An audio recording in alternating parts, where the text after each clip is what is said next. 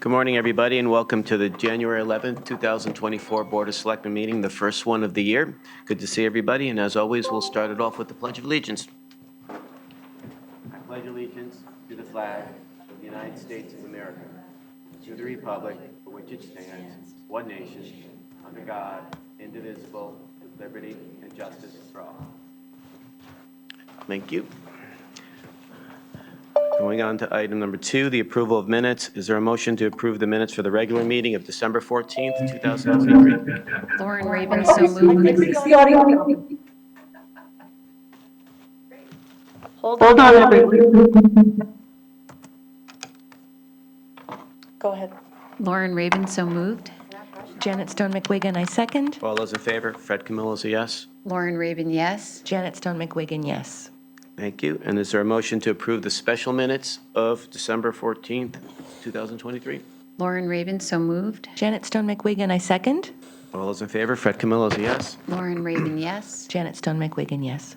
Okay, thank you very much. Going on to the first Selectmen's updates. Happy New Year to everybody.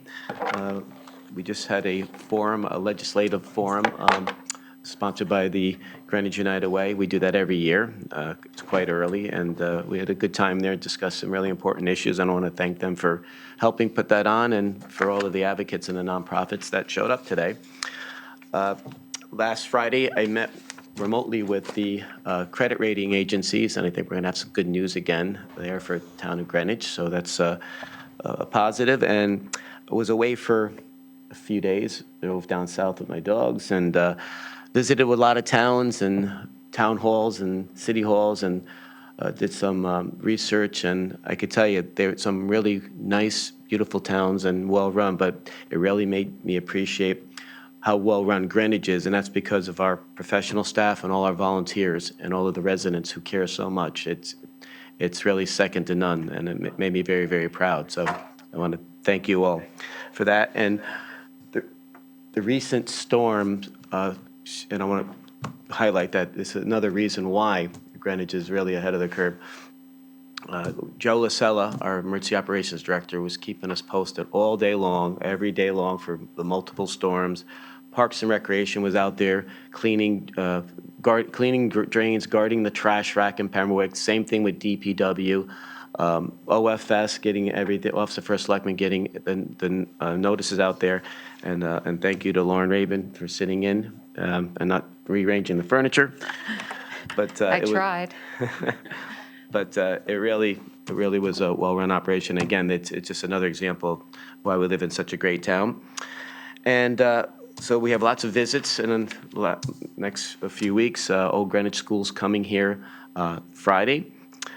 We also have another class from Old Greenwich School coming for the first ever Martin Luther King Day that's going to be celebrated here from Greenwich Town Hall. Ruby Durant, our own Ruby, will come and is going to sing 2 songs for us.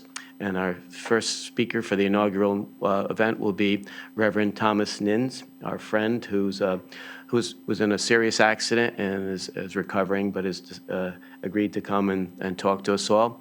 And we'll be visited again by Old Greenwich School, a class there, and they're going to tell us what the day means to them. So we're looking forward to that. I believe it's at 10:30, right, Ken? Yes. Okay, thank you. DOT, they're coming to visit 11 o'clock on Friday, I believe, to discuss the issues with the creek over the post road for their upcoming project. I also had a Zoom meeting with them and the delegation about graffiti that we see under the underpasses in town and along the highway. When they took out the beautiful trees that formed a canopy between exits 3 and 4, it exposed, unfortunately, power lines and railroad tracks, and we forgot just how beautiful that area was. And graffiti started popping up, and then I finally got a hold of Metro North, and they came and they cleaned it up, and 2 days later it was back again. And there's really not a lot of room to plant trees there, so I met with DOT, and we're going to give them some ideas about how to discourage that. Unfortunately, you have to hide it, because if it's exposed, people are going to come there and put the graffiti, unfortunately. So that's not what you want people to see when they drive through Greenwich. So we're working on that solution. We're also going to give them all the locations of the underpasses and come up with a better plan to keeping them clean and better lit for people when they walk under there. So I appreciate Pam Siccato and everybody at DOT coming down and helping us there. The Greenwich Land Trust, I met with them twice this week about a couple issues, but going to be a big announcement coming up soon about they're taking over of another big parcel of land, and I'm going to be walking it hopefully next week to connect those, because there's a piece of the property through the Griff that's town property, and we could connect that with a trail. So we're going to be looking how we can connect that, and it would almost go all the way to the New York border. So it's pretty cool. If you're a hiker, it'll be a good deal. So lots going well on the environmental front, as we're going to hear in a little while. So all good. The 275th anniversary coming up for Christ Church on Sunday, the 21st. Hopefully you'll see many of you there. And then finally, the town of Greenwich will wish the Pittsburgh Steelers luck this Sunday in Buffalo, right, Lauren? No way. It's good too bad David's not here. Anyway, good morning, Lauren. Good morning, everyone. Happy New Year. I'm going to keep my comments brief. Yes, I am a Bills fan by marriage, but I'll keep my comments brief. We have a packed agenda and we started late. I want to welcome back Janet and Fred from your vacations. And yes, I'm happy to turn back the reins. I seem to always have some kind of storm or something to deal with when I'm acting for Selectmen. But I want to thank Angie and Ken and Wendy and Ben and Jenny for helping me hold down the fort, because could not have done it without you all. So really appreciate that. We have an outstanding staff in the office of the first selectman. The only thing that I'll promote is as part of the Central Middle School Building Committee, we have a community forum scheduled next Wednesday at Central Middle School at 7 p.m. It'll be our 5th community forum, and then trying to get our RTM report out today because it's due today, our 6th RTM report. But we are moving forward and exciting to show some designs and more of our concrete thinking as we go to final design for the school building. So if you're interested, next Wednesday, 7 o'clock at Central Middle School. Thanks. Thank you, Lauren. Good morning, Janet. Good morning. And similarly, I'm going to keep my update short. I'm simply going to say Happy New Year, and I'm going to defer my Old Greenwich School Building Committee update until our next meeting. Okay, thank you very much.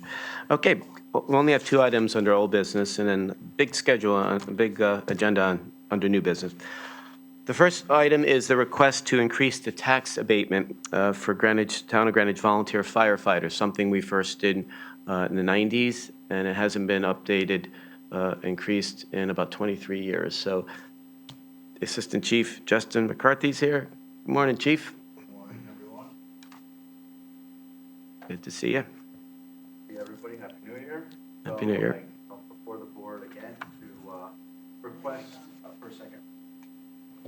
There you go. Request the second reading for the change to the current code granting tax abatements for volunteer firefighters who meet a minimum standard from $1,000 to $2,000. This cap is set by the state of Connecticut and was initially put forth in 2000. Year 2000 for $1,000. Last year, the state took it up and allowed an increase to $2,000. We'd like to stay in line with that. Each year, our volunteer firefighters dedicate a lot of time and effort and time away from their family to give back to the community, and this is our way of thanking them and encouraging them. And we also use this as a recruitment and retention item that is widely popular with those who do provide the service. So we are looking for the support with that. Thank you, Chief. And just so people who may not know, it's measured, they have to attend to a lot of fires, and there's not many that really have qualified, right? Right, so you have to live in town and own real property or own a vehicle to obtain it. We see with a 5-year look back, between 25 and 35 members take advantage of it, of our about 80 to 100 active volunteers. And that's just because of the amount of time that they have to put in to qualify. It's 240 block hours. So what that means is responses, training, and administrative duties. So it is quite a bit of time away from home. Yeah, thank you. So we do keep an eye on it and appreciate all of the work that they do, all the different various units throughout town. But I'm all set to vote on this, and I don't know if my colleagues have any comments. No, I would say that this is a bargain at twice the price. Absolutely. Your dad's saying. Okay, so we'll entertain the motion to increase the fee. Lauren Rabin, I motion that we approve the request to increase the town tax abatement fee for the town of Greenwich volunteer firefighters. Janet Stone McWigan, I second. All those in favor, Fred Camillo's a yes. Lauren Rabin, yes. Janet Stone McWigan, yes. Thank you, Chief. Very much. Happy New Year. Happy New Year, good to see you. Okay, next up is a presentation of the working draft of the Town of Greenwich Climate Action Plan, and Beth Evans is here. Good morning, Beth. Good morning. Happy New Year to you all. Happy New Year. It's interesting that both times I've been here, we've had a major storm event right before the meeting. I promise I had nothing to do with that. But Next time, call in. to give you a little context, my daughter is a teacher in northern Vermont. And in the last month, she has had a snow day, not unusual, a flood day, and a high wind day just yesterday. So if anyone needs evidence that climate change is here, I think that's it. I'd just like to remind everyone that this plan that we developed was the idea of a group of high school students. So it was developed by use of a survey that went out to everyone in the town staff as well. And about 27% of those respondents were under the age of 45. So as I look forward, I have grandchildren, but the people who are raising families in Greenwich, living here with children, or going to school here are the people who are going to have to deal with these changes we're seeing. And I'm glad that we got their input and their guidance in this report. As you know, Greenwich has been actively addressing these issues for many years. We have the Plan of Conservation and Development from 2019 that addressed issues related to sea level rise, the Coastal Resiliency Assessment focused on town infrastructure vulnerability, and recently DPW has been doing many studies of inland flooding and riverine situations. We have a lot of data. We have a good foundation, and we are moving forward to address climate change in the town. We're fortunate to have the support and the input from a dedicated community of volunteers, committees, and NGOs. And we hope going forward that those people will continue to help us as part of a working group to make sure that we're going in the right direction. We believe what we have produced with this plan is a roadmap. It's not a fixed plan, it's a roadmap. And going forward, we would like as much input as possible to make that plan a reality. What are we asking for? We're asking for this board to adopt the plan, the draft plan, and also to provide some mechanism for funding for putting all these pieces together and coming up with a usable, practical, and sustainable approach to adapt to these climate changes that we're experiencing. With that, I'd be happy to answer any questions. Well, thank you so much for getting this done in really a short period of time. I know it was a lot of work. And when everybody came before us, we were going back and forth over words like emergency and this and that. And, everybody who worked on it was really good. And I like to say Isabella was the one that pulled it all together at the end and got us to pass this. But this is really a blueprint, and it's a good thing. And I liked what you said about pulling it all together. And I noticed that, there is a suggestion or recommendation to hire a consultant. And as I craft the budget, I'm looking at maybe that or something else where maybe, because we have the committees we put together 4 years ago, sustainability, energy management, and we're dealing with coastal resiliency. Maybe having somebody full-time on that to direct everybody, looking into funding opportunities, federal and state, right? Somebody that could be there all the time as an alternative, piggybacking off of what you said there. Now, it'll be an option, and I would prefer that because I think it really would show that Greenwich is not only serious about it, but coordinating the efforts, somebody that's full-time on that, but also somebody that can look into grants. We've been doing really well with applying for and receiving grants, but there's a lot out there, and I know we miss some, and there's only so much we can do. So I think it's a good option I like to throw out there and advocate for going forward. So this wouldn't have happened without this plan. I mean, Greenwich was doing little things here and there, but I think this is really a good roadmap. And again, all the work that you put into it, we're really, really grateful to you for that. So thank you. And all of the advocates that showed up here today. Yeah, I would agree. And I remember, Beth, that you called it a plan for a plan. Right. So, there was a lot of data in there, a lot of the commentary from the survey. And I had to reread it again between our last meeting and today. So there's a lot we can do to, just kind of characterize it and summarize it, because, some of the verbatims were, repetitive.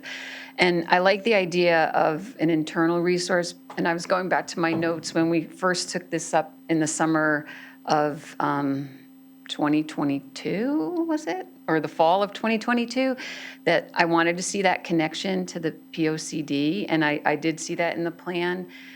We do have all these committees, and some of them do feel like they don't have, for lack of a better word, teeth or power. I don't know what the right word is. And sort of pulling it all together, I think, would be a really great move forward. And however that gets funded, but I lean towards an internal resource. Thank you. So I echo my colleagues. Thank you so much for all the work that went into it. Thank you to those in the audience who were advocates for the original resolution. This really is a very timely step forward. Who knew when we passed the resolution a year and a half ago how timely? It turns out that our regional councils of government are working on pulling together their own climate plans. The state is also working on its own climate plan. We know that there are federal and state funds available to municipalities. But the requirement is that we have to have a plan. So who knew? But we are exactly where we need to be. We're not ahead of the curve, but fortunately, if we pass this, we're not behind the curve either. I am very, like my colleagues, I'm interested. If not a consultant, then I definitely think we need professional staff in-house. I don't necessarily think that it's something that a committee or a commission could do. I do think we need some professional help. We do have in town a development officer, but he's mostly focused on the block grant. So, whether we could use his time, I definitely think we would need to be supportive of our staff. So it is going to require some real money. But one way or another, I think that this is a very, I would say, moderate and reasonable plan. If we invest a modest amount of money, not only are we making ourselves available to grants, we are going to be in the driver's seat when it comes to cost, because regardless of how concerned one is about climate change, we are going to be paying the costs. And we've already seen it. We know that insurance companies are asking homeowners to take measures to address extreme weather. So again, it's our choice. Do we want to have a plan in place so that we can be efficient and effective about how we invest our resources, or do we want those costs to be imposed on us? So again, thank you so much. Well said, Janet. Yes, Tyler Fairburn does a great job in our community development office, and every time we send him something to check into a grant, he's on top of it. But this, God bless you, I think this is a little bit more intensive, and I think it needs, like you said, it's going to open us up for funding and also pull everything together, and the timing ended up being perfect. So we'll certainly be advocating for one or the other. Because again, we'll have a monetary benefit, not just environmental. And people, it's not just the states of like Florida that the insurance companies are pulling out of. It's every state now is going to be affected by this. So while we're pretty lucky here, we don't get very many earthquakes. Don't say it. We have had some, but and tornadoes and hurricanes once in a blue moon, but we're all in the same boat now. So. And I again take my hat off to Isabella for starting this, because they're the people who are going to have to be dealing with it. Yep, future leader. And our grandchildren, I have something in common with you. Yes. So, Well, thank you so much. thank you. I believe we do have at least one member of the audience who wants to speak before vote's taken. Oh, sure, absolutely. Ali Girsi. There's a few of us. And Myra. Are you speaking, And Julie. Okay. Just when you come up, just say your name. Thank you. Good morning. Morning, Ali. I'm Allie Giorsi, and hello, Selectman Camillo, and Select Person Stone McGuigan, and Selectwoman Rabin. Happy New Year. As a member of the Greenwich Sustainability Committee and founder of the Food Shed Network, I am here to fully support, in full support of the Climate Action Plan proposal before you. I want to thank the Conservation Commission, the Environmental Affairs Department, and the Climate Resiliency Sector for their thorough work thus far. And I want to thank community residents Isabel Harper and Myra Klockenbrink for catalyzing this plan by way of the climate resolution. I think we can all agree that our climate is changing. We are all experiencing and witnessing unprecedented, often extreme storms and weather patterns. This change comes at a huge cost, not only financially, but to our health, safety, and the seasonal cycles that connect us to place, culture, and natural order. We are at a critical point. We are at a fork in the road. And this plan, we have an opportunity to be creative, innovative, and wise, and take concrete action to mitigate and adapt to current impacts and plan for what is to come. Putnam Park Apartments, where I live, was just notified that our insurance will increase by over 35%. Our notice read, and I quote, "While all natural disasters dominating the headlines today may not impact Putnam Park directly, Putnam Park and anyone who holds an insurance policy has been affected directly, indirectly, with the carriers paying out billions of property claims and depleting their reserves. They have to pass these costs on. So I encourage you to please support this plan and allocate sufficient funds to see it through. And I recognize members of our BET here today. So thank you for being here to hear and learn more about this. In closing, as an advocate for a resilient, regional, and just food system, I feel it is important to note that more than 1/3, a total of 34% of greenhouse gas emissions are generated by the industrial food system. A vast majority of that percentage is due to land use by way of deforestation, often to make way for cattle and monocrops, fossil fuel-based fertilizers, methane, global distribution, and food loss and waste. It is also a leading cause of biodiversity loss, soil erosion, and water pollution and depletion. This system is susceptible to its own destructive practices, and we experience the impact through overall declining of human and ecological health, mental health, and increasing food costs. All municipalities preparing for the impacts of climate change should have the basic understanding of the industrial food system, its impact on future security, on future food security, affordability, and health. Additionally, we need to understand tangible food system best practices that are being explored or implemented in parts of the state and region.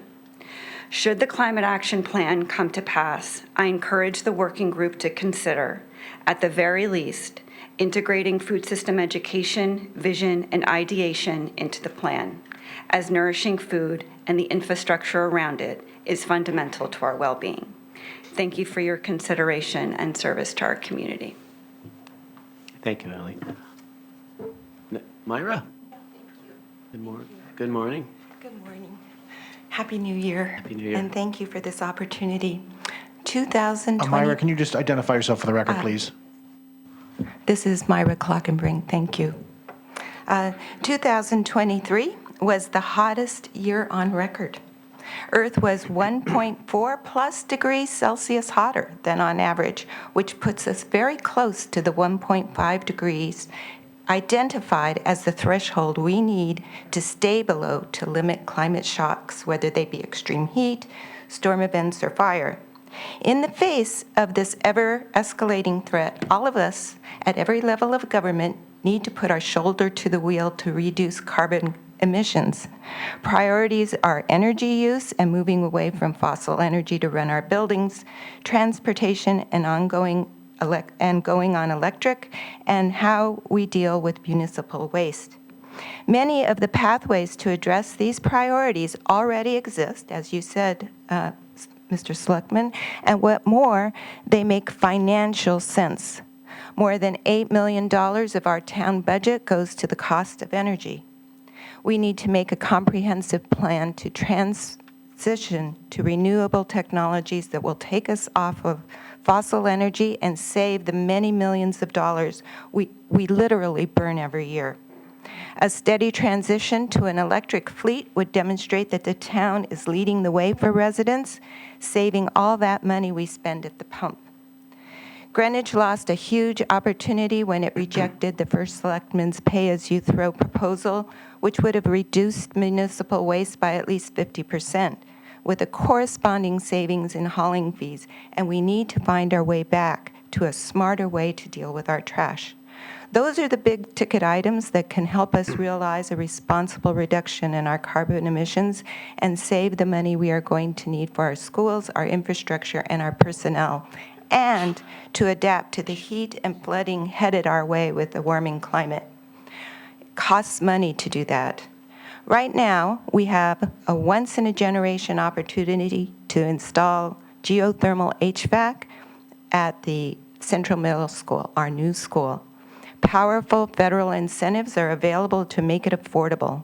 At the moment, the building committee has approved a natural gas system that is more than $3 million more expensive to install, costs far more to operate, and exposes the town to fluctuating and ever-escalating costs of natural gas, a pollutant in our air and a huge metric in our carbon budget. We need leadership, we need a plan, and we need to communicate these priorities, and this climate action plan can set the steps for how we need to meet them. I thank you. Thank you, Myra. Thanks for all your work on this. I saw Julie before. I'll wait until after DPW presents the Okay, sure. Okay, anybody else want to speak? Okay, so we can, I guess, entertain a motion. I think I'm going to try to get it right this time. I move that we approve the working draft of the Town of Greenwich Climate Action Plan. Lauren Rabin. Janet Stone McWigan enthusiastically seconds. All those in favor, Fred Camillo is a yes. Lauren Rabin, yes. Janet Stone McWigan, yes. Okay, thank you very much, and thanks for all your work, and more work begins now. Thank you.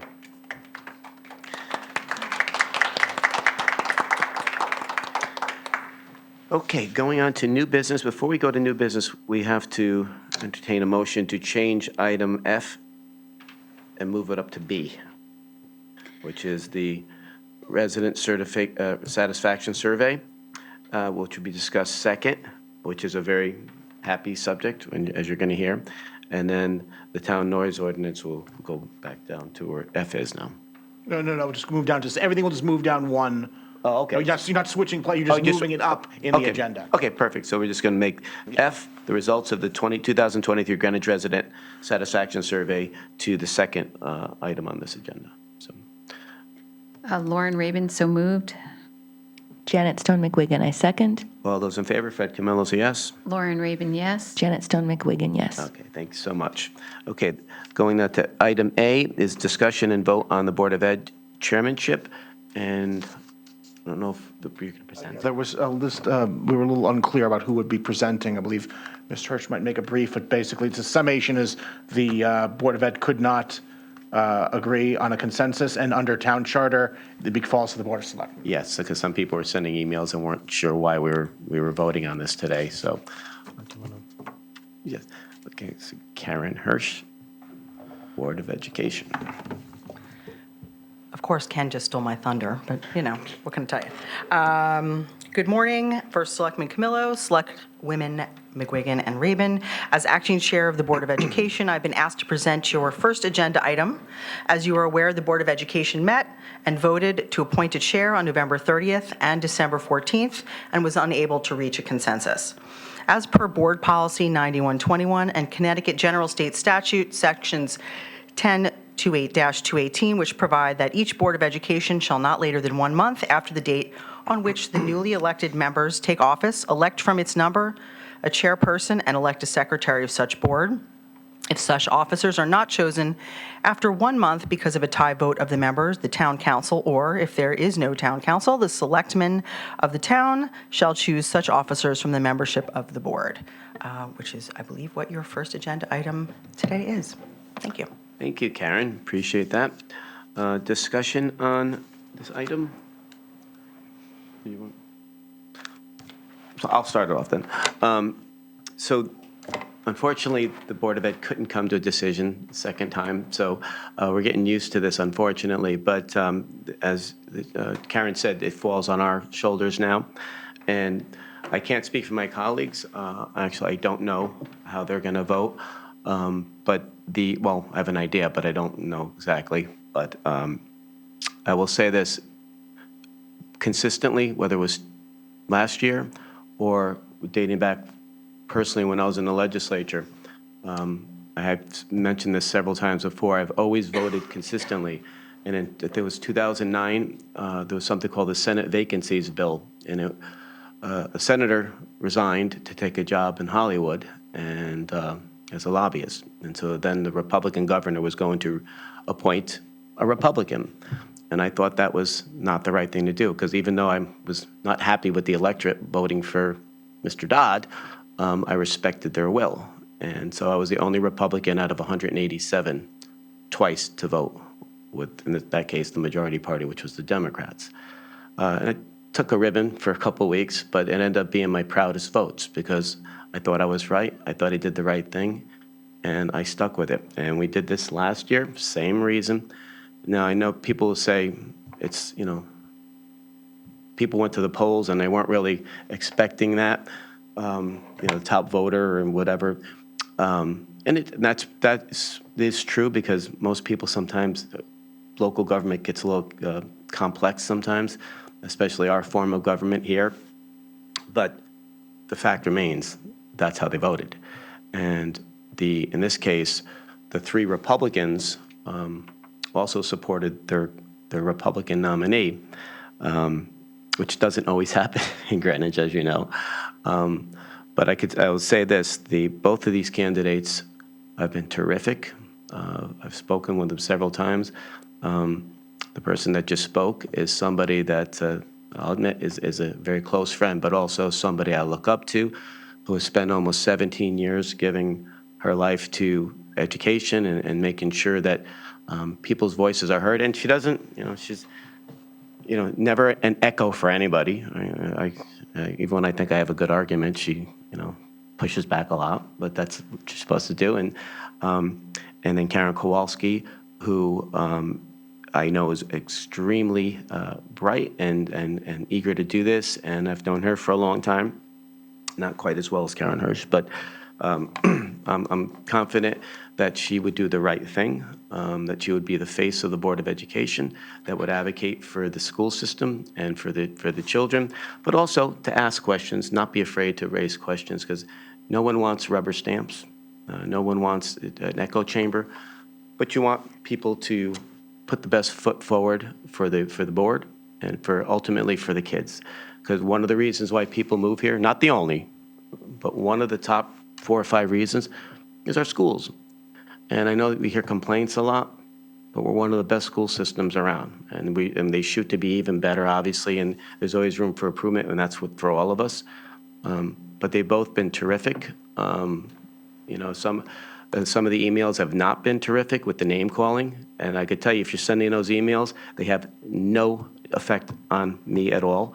But when you call people names, you diminish your position. So cut it out. And you know who I'm talking to. Don't do that. It does. Most of the people have been great, just telling me why they support Karen or Karen. That's the way it should be. But the name calling has to stop. It has no effect on me at all. So that's my take on it, and I'll let my colleagues have a say. And well, I don't know who wants to go first. You want to go first? You want me to go first? Janet's on deck, and then you're. All right, well, thank you. Absolutely, this is a big vote for us. We have definitely heard from a lot of members of the community. And yes, there is an argument about listening to the wishes of our electorate. I would point out, though, for many elected bodies in town, a vote count might reflect who we wish to have as chair of that body. But as we know, that's not how the Board of Education works. For starters, we have staggered elections. And I can't imagine that we would only consider the pool of candidates to be those who were recently elected or reelected. In this particular case, if we're looking at vote count, actually, neither Karen was the highest vote getter. But I don't know that we necessarily need to look at votes, because like I said, I don't think that is how our election works. I am very sensitive to respecting the wishes of our community. But what I do know is that consistently our community wants to keep politics out of our schools. I will tell you that I am an ardent supporter of Karen Hirsch as to be the next chair of our Board of Education. And I can assure everyone, yes, we are good friends, but my support for her couldn't be less partisan. She and I first became acquainted in the PTA Council, which is a nonpartisan organization, and she and I both took that role incredibly seriously. I have seen her in action during some very contentious times for our community. I'll point out specifically charter change, and her actions were exemplary. She works so hard. She does her research. She is so fair. She reaches out to both sides of an issue. I just can't say enough good about her. So for me, my vote is really about the best interests of our Board of Education and our schools. Thank you, Janet. Lauren? So I, too, know both Karens, have got to know them over the years and have great respect for both. I wish that this decision did not have to come to us. I've been in this position. I was on the Board of Ed when we could not come to a conclusion, and it had to go to the Board of Selectmen. And to my surprise, they appointed me secretary. I had no idea that was even going to happen. So I know what it's like, and I know what it's like to be on the Board of Ed, and I'll truthfully say it's harder to be on the Board of Ed than the Board of Selectmen. We are dealing with people's children children's children. It's highly emotional. It's a very deep, position, and it's hard work. I also commend Karen Kowalski for, pointing things out, not being afraid to bring things to people's attention. She's not a rubber stamp. And I also want to say, I feel really insulted. Some of the emails that I'm getting, some of the emails that have been written accusing me of being a rubber stamp to my colleague Fred Camillo. It's disrespectful to me that I would have my own opinion, and how do you know that Fred Camillo is not a rubber stamp to me? So I just wanted to put that out there. I was very disappointed about the character attack on Karen Kowalski. I thought that was really uncalled for. And interestingly enough, I think once people got the email and were told to email us, I almost feel like, yes, it was the community, but it was the community that were responding to those personal attacks. And that's really unfortunate. Karen is a mother of 3 daughters. That's where she's coming from. That's her first job, is mother. I know Karen Hirsch, you're a mother of 2 children. I'm a mother, I'm a grandmother. This is where we're coming from. And the character attack was just really uncalled for. I think that Karen Kowalski will represent the Board of Education. I think she can separate her personal thoughts and opinions. The first thing she's going to have to do, she didn't vote for the budget, but the first thing she would have to do is advocate for it. I've talked to her several times. That was my concern. I feel that she has addressed that concern and will do the job and represent the 8 members accordingly. Okay, thank you. So we will take a vote. So I think we have to put somebody into nomination. This is new to us. How do Yeah. we go about it? So, yeah, so I believe the board can entertain a nomination Okay, and take a so- vote on it. Okay, so Fred Camillo will nominate Karen Kowalski. Lauren Rabin, I'll second that. Janet Stone McGuigan nominates Karen Hirsch. Okay, so all those in favor, well, I think we have to, it's just a yes or no. So by 2 to 1, right, all those in, I think we have to, Yeah, we have to actually vote. okay, so Fred Camillo's Karen Kowalski, Lauren Rabin's Karen Kowalski. So by a 2 to 1 vote, Karen Kowalski will be the next chair. Okay. Thank you. Hopefully we don't have to go through this next year, but all righty. Going on to, we're just going to go up to the presentation of the results. So is Ken going to, Ken is, Wendy, I think. Wendy, are you going to present this? I believe Ben is going to make the introduction, and then we're going to bring through Zoom the consultant in to discuss the findings. So we had this presentation yesterday at the Board of, 2 days ago at the department head meeting. It's a very good result for us, and it gives us a little bit of a guideline going forward, roadmap going forward, but all in all, this is a very good survey. Ben Branyan? Very, very briefly, this was the 5th time the town has done the resident satisfaction survey. This is the first time using a new vendor. We have Adam Problowski from Problowski Research. We'll be presenting, there's several slides, about 10 to 15-minute presentation going through both the longitudinal and just the findings of the survey data. I'll turn it over to Adam. But just before I do that, I do want to thank our senior management analyst, Wendy Zhao. She's been here just over a year. I think this is one of her first projects to do the RFP review and select, and she worked closely with the vendor to have the product in front of you. So I want to thank her for those efforts. But with that, I'll turn it over to Adam. Thank you, Ken. Thank you, Ben, and thank you, Wendy. No, it's not your fault, but thank you. And Adam, can you hear us? Yes, I can hear you. Can you hear me all right? Yes, welcome back to Greenwich. Thank you very much. The floor is yours. So we've got, go got a presentation today.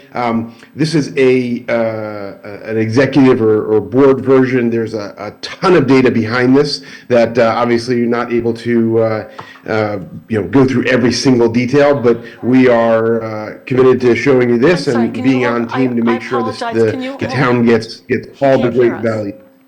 He can't hear us? Adam, can you hear us? Can you pause for 1 Yes, second? I can hear you. I just want to, Hold on 1 second, Adam. I'm sorry. What was? go ahead, can you speak again? Adam? Yes. I'm sorry, but I can't hear you on Zoom. Oh, can everybody hear me? Yeah, can. We hear you just give fine. me- Find the room. I understand, but can you just give me a second? If Yeah, you can hear Adam on Zoom, could you, anyone please raise their hand? Jim can hear him. Great, okay. Perfect. Okay, I'm sorry. Continue, Adam. All right, great. Thank you. And yeah, please interrupt me at any point. So we'll get right into this, a survey of the town, highly representative. So we're going to kind of talk a little bit about the methodology, and then we'll get to the results.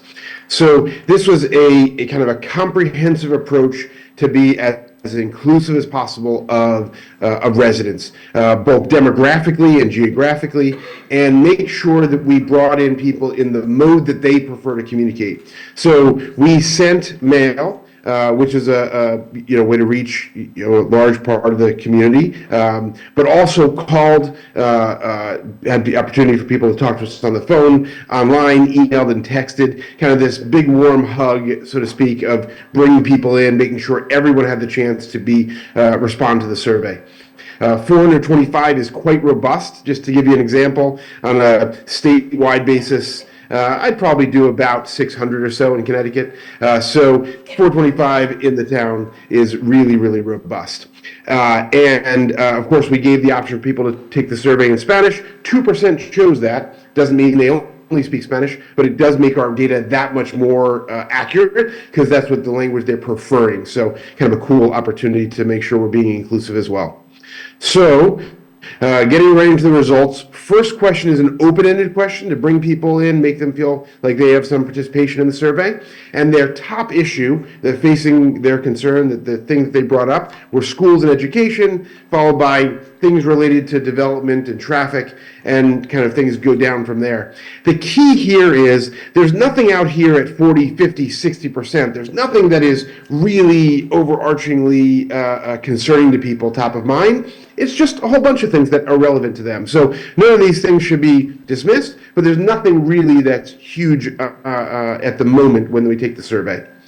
So going to the next question, again, open end, what do you love most? What do you like most about living in the town, in Greenwich? Well, parks and space, open space and beaches. And we're going to see this thematically throughout the survey, that people mention this as a part of something they really have a high appreciation for. So you can see that kind of stands out from everything else. But all these other things, again, are things that you can talk about that will help you connect with your constituency, because they care.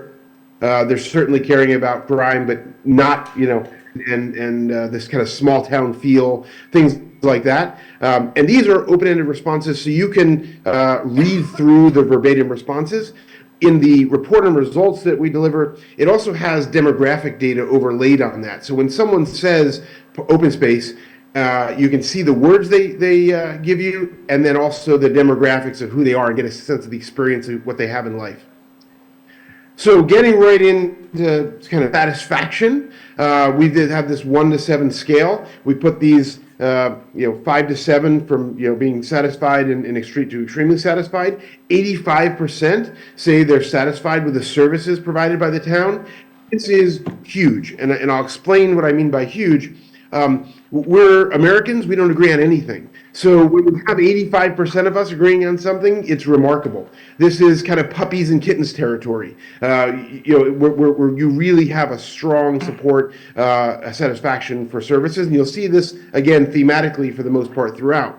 The big other thing that we look at is the differential between the not satisfied, which is very, very small compared to the towering number of people who say they are satisfied. I don't ever dismiss the people who are unsatisfied, because there's definitely something there that you can potentially address.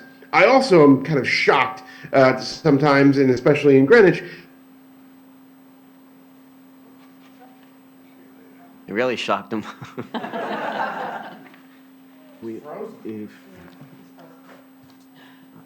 It's been a bad week with the internet here.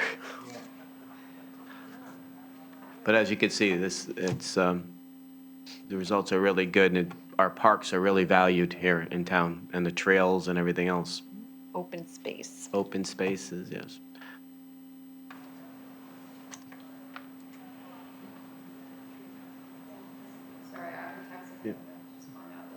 Yeah, and he could even call in maybe, and if they,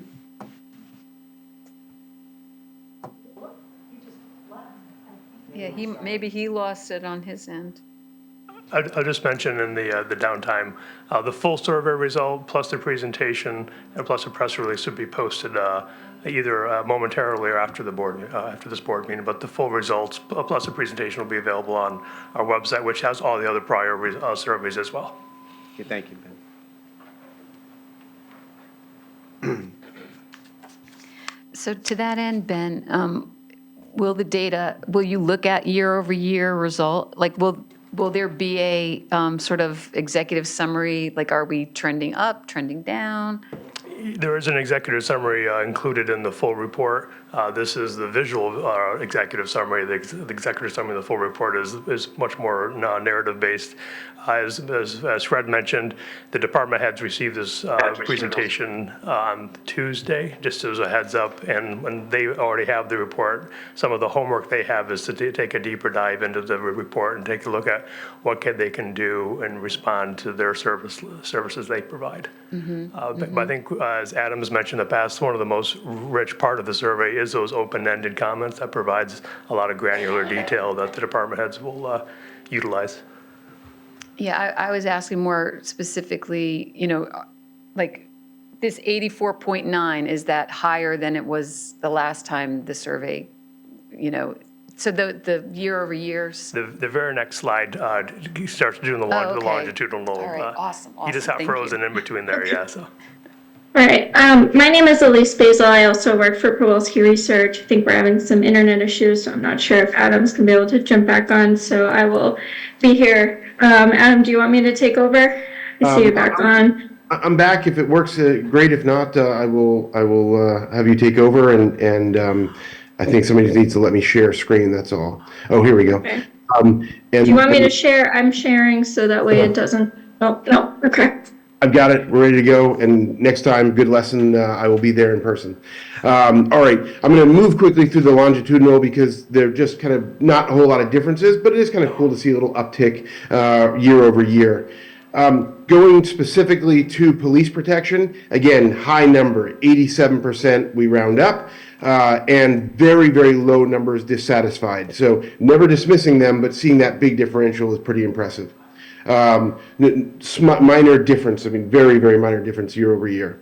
81% satisfied with fire and fire service. Again, very small, low numbers, but really extremely satisfied. The intensity is high here at 56%, saying they're extremely satisfied. And looking to the don't know, that's okay. I don't have context. Thank God I haven't had some kind of an incident. That's why people say they don't know. They're not sure. Moving to 81%. Oh, there we go. Same fire service. Moving to education in town, public schools. 64% say they're satisfied or extremely satisfied. So very low, unsatisfied. And then again, don't know what's the context there. Well, I don't have kids in school. There's a reason I don't really know. But the people who know, there's a really high level of satisfaction. Again, minor shift from year over year. 79% say they have they feel like they're getting value for their tax dollar. This is we do work all over the country, and this is not a typical number. We've been programmed to say that we're not getting value for our tax dollar. We've been programmed to say that government is not doing their job. The national narrative tells us that's what we're supposed to think, and your residents think otherwise. They believe they're getting great value for their tax dollar. So you are unique, and you're in a very strong position on this subject. Uptick there.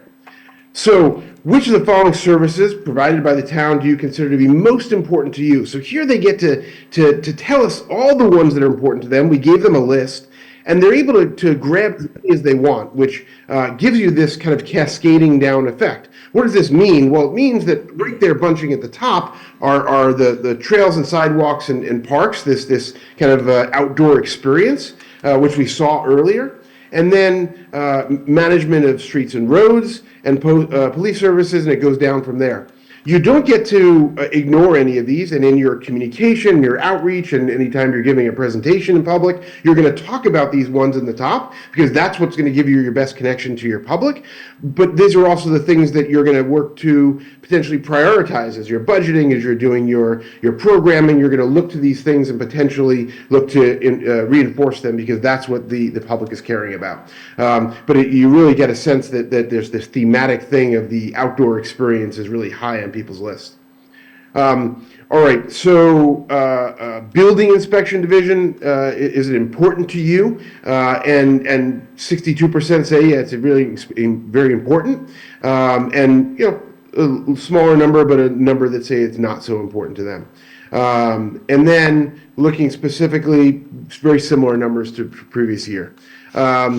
And then we've got the planning and zoning department. Rate how important each of the following services are to you. And in this case, we've got 77% say it's high. We saw earlier on concern over development and traffic and things like that related. So you see this is elevated from building, higher level of concern, and say it's very important to them. Very extremely important, 40%, very, very high intensity there. And then kind of an uptick there. More and more people are interested in that subject. Highway division, important to them, 71%. Again, we saw thematically earlier on discussion of traffic. So this is something that's high on their list.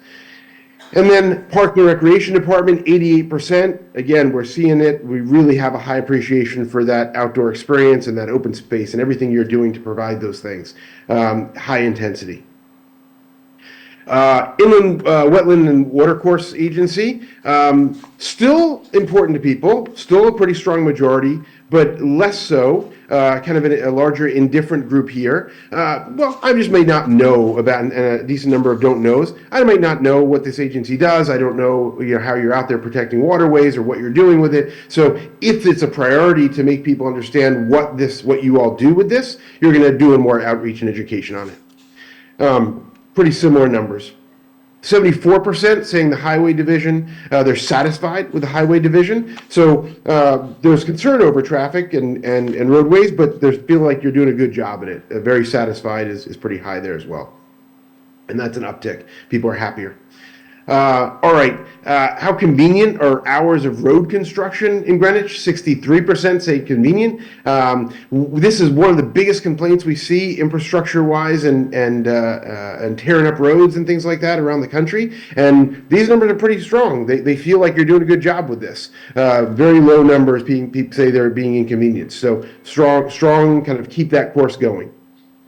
86% say that that you're doing an effective job at snow and ice removal. As a New Jersey kid who was the one that had to shovel us out every morning, I can tell you that this is pretty darn good, because we were on the edge of a cul-de-sac and they would just put that snow right in front of the driveway, and that was not fun.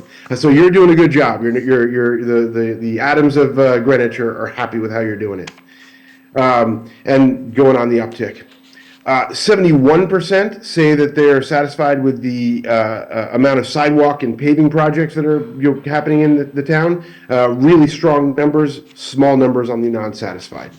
And on the uptick, the first time we're asked, or the second time we're asking this question. All right. Have you or someone in your household applied to or renewed a beach permit or a park pass? in the last 12 months. 86% said yes. So big adoption for that, kind of going with that theme of outdoors.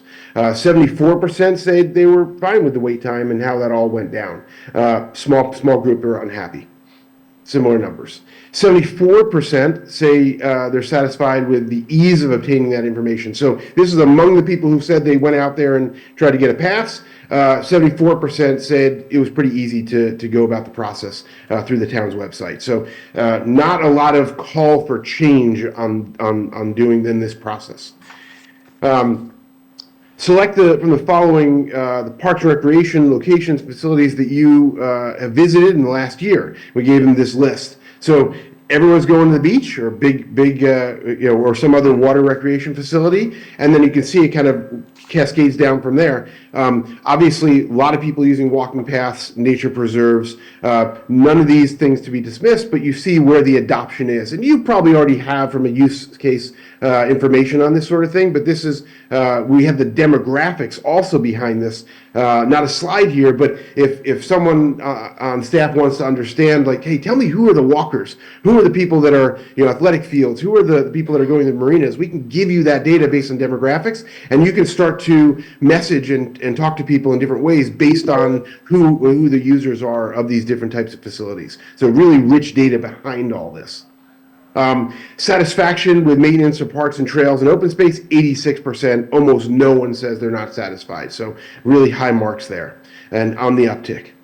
How do you get your news and information from the town? Where is it that you're looking for this? They're going to your website. And this is somewhat unique. They were, in this case, able to choose as many as they wanted, but most other places in America, they're looking for other places. They're looking at social media. They're looking at some other avenue for information, and they're coming to you. So you have this captured audience. So your website should be an amazing tool, and you can really inform people when they come there. It's a great place because most of your town is coming to the website. All right. Which of these services, specific projects, would make Greenwich a better place? So what is it that you want us to do? If there's no restrictions here, they could have told us anything. What's interesting here is nothing stands out. There's no one thing that everyone really wants you all to do. But they do give us a great list of things that they think are relevant that they care about. So addressing traffic and parking and bike lanes and renovation of schools and education programs and kind of listing down from there. These, again, are open-ended questions, and we get excited about it. If you do too, you get to read through every single word of what people say, and you'll see kind of thematically things that come up in your mind because you're listening to people that are talking to you anyway, and really things that maybe become homework. Like this could be your homework list where you get to address some of these things. You could also potentially find things in here that you're already addressing that people don't know about. So you get to update your Q&A on your website, and you get to put this in your newsletter and your outreach and your social media to make sure that people know that you are working hard on any one of these things. So if we got to cut, this is one of those things. It's not fun, but if we've got to make cuts, how do we do it? And number one, they say cut across the board. But right after that, they say raise taxes. So you've got some flexibility here, and you've got support from part of your community, without us even really necessarily asking them, but saying that they're okay with you raising taxes if you need to offset some costs.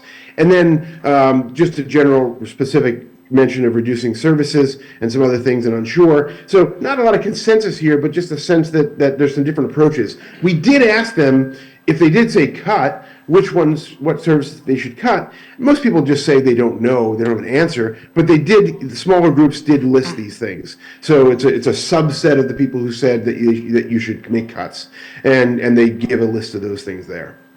So here's your demographics, how we accurately reflected demographically and geographically the town's makeup to make sure that everybody was included proportionately.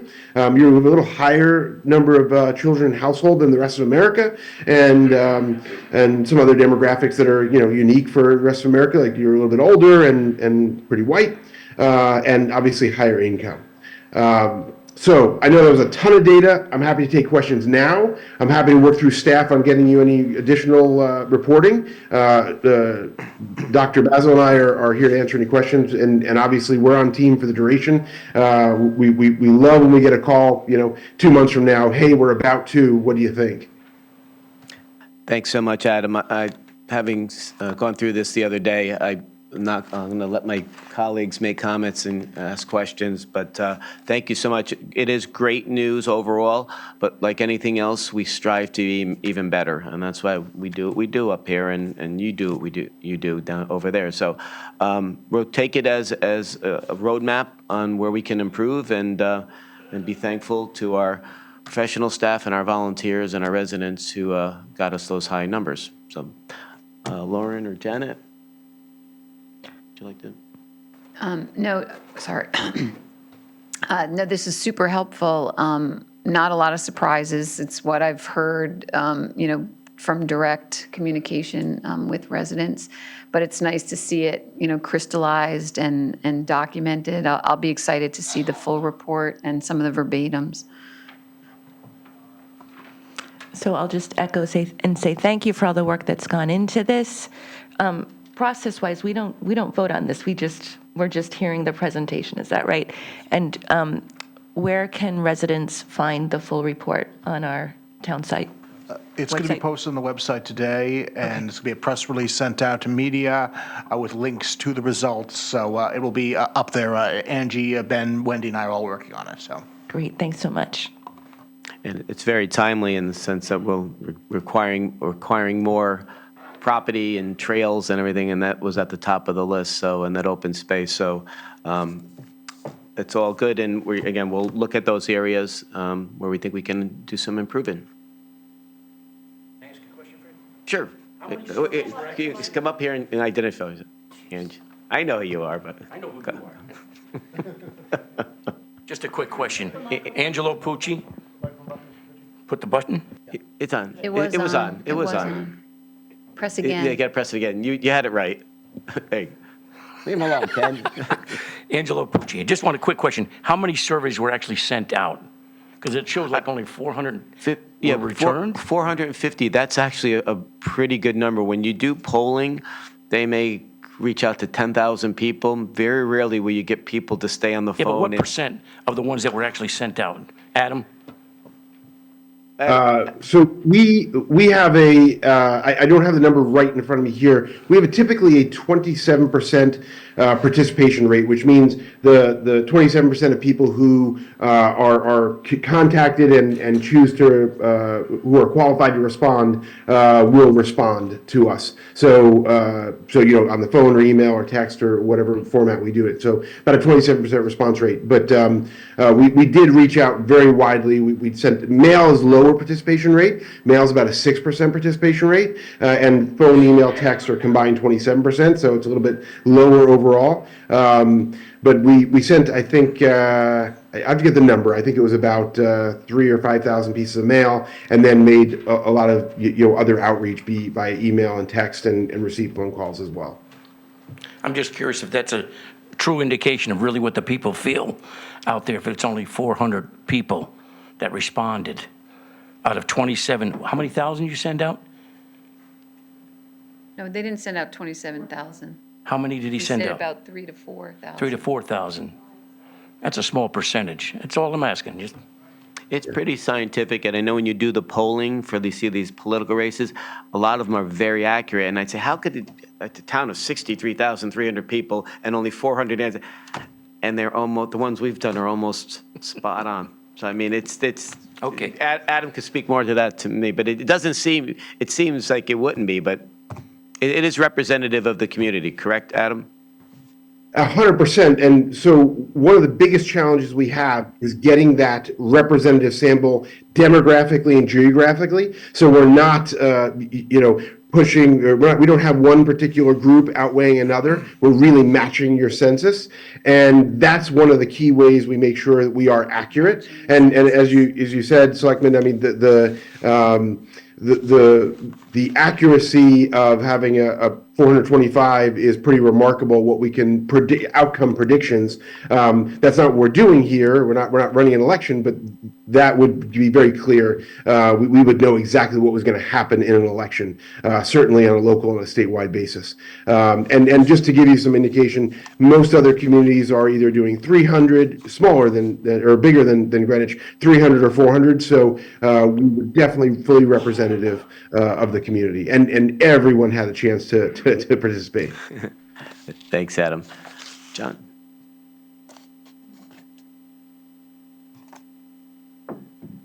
Good morning, everybody. John Mastracchio. I didn't come here prepared to speak. In fact, I came to see Ken and Ben, two separate things. Agree. I thought it was on. John Mastracchio. I didn't come prepared to speak. I came to see Ken and Ben for two separate things and found out you were meeting and walked in just as the slide came up. It said 86% of people are happy with Public Works and their snow removal. And I want to echo that statement and tell you it's even better than that. There's a big difference. I was talking with Amy after some road work was done, and I said, I drove through Portchester where they recently paved, and they didn't bother to raise the storm drains, so they created potholes. And I don't know if you noticed this, but that doesn't happen in Greenwich. We plan ahead. You do a great job. Across the board, I think everybody's satisfied. I love the way the town is run. It comes down to management. My career was spent in IT, and I moved up the ranks and became a director. And a friend's son asked me, he was interested in computers, and he asked me what I did. And I said, well, I'm a manager. I don't do anything. But in reality, good management creates the results that we have. I ran into Jim Heavey recently. I think everybody's he's saying no.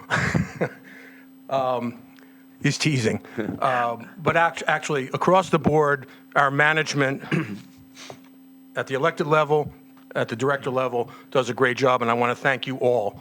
So, And thank you for your service all these years on the RTM you're welcome. and fire service. Thank you, John. Good to hear. Bob D'Angelo.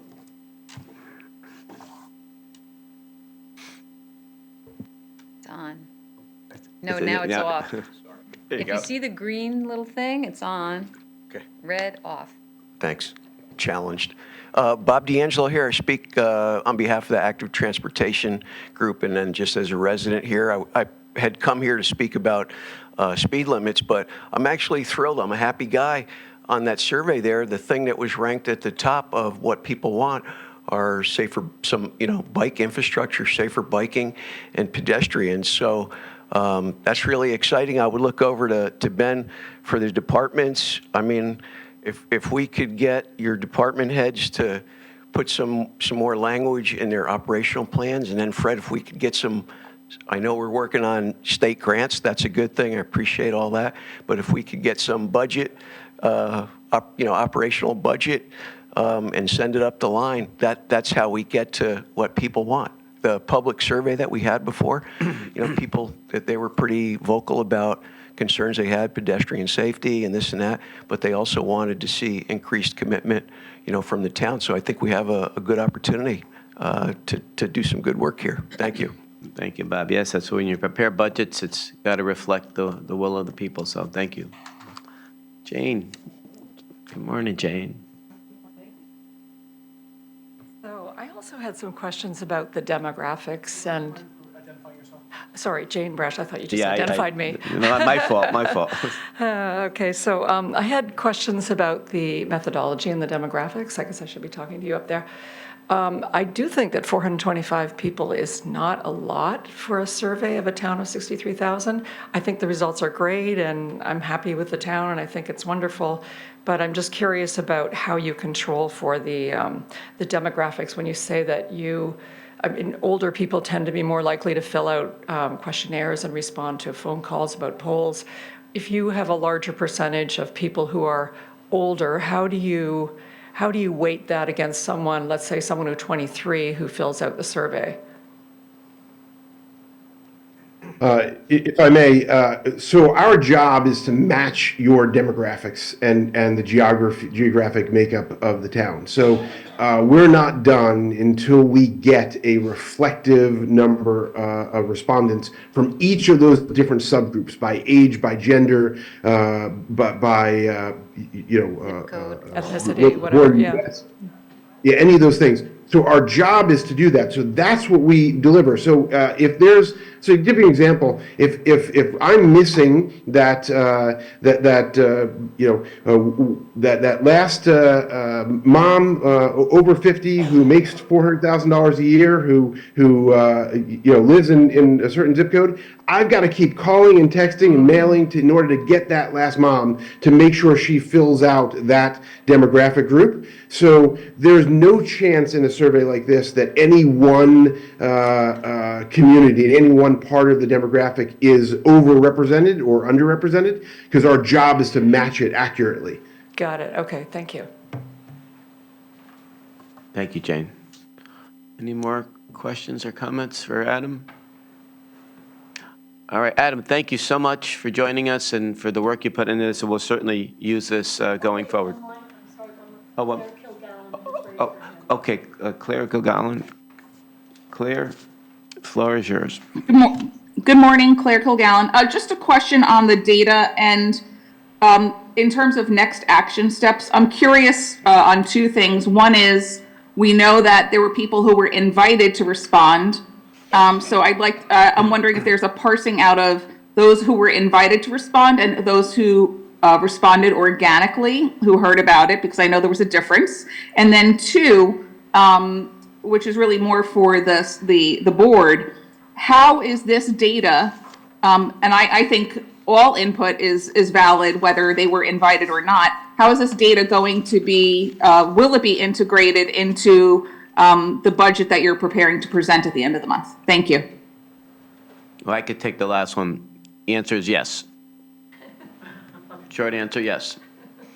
And I'll present it in a few days, and then I'll have to advocate for it. And I will say this, it's the most challenging year we've had.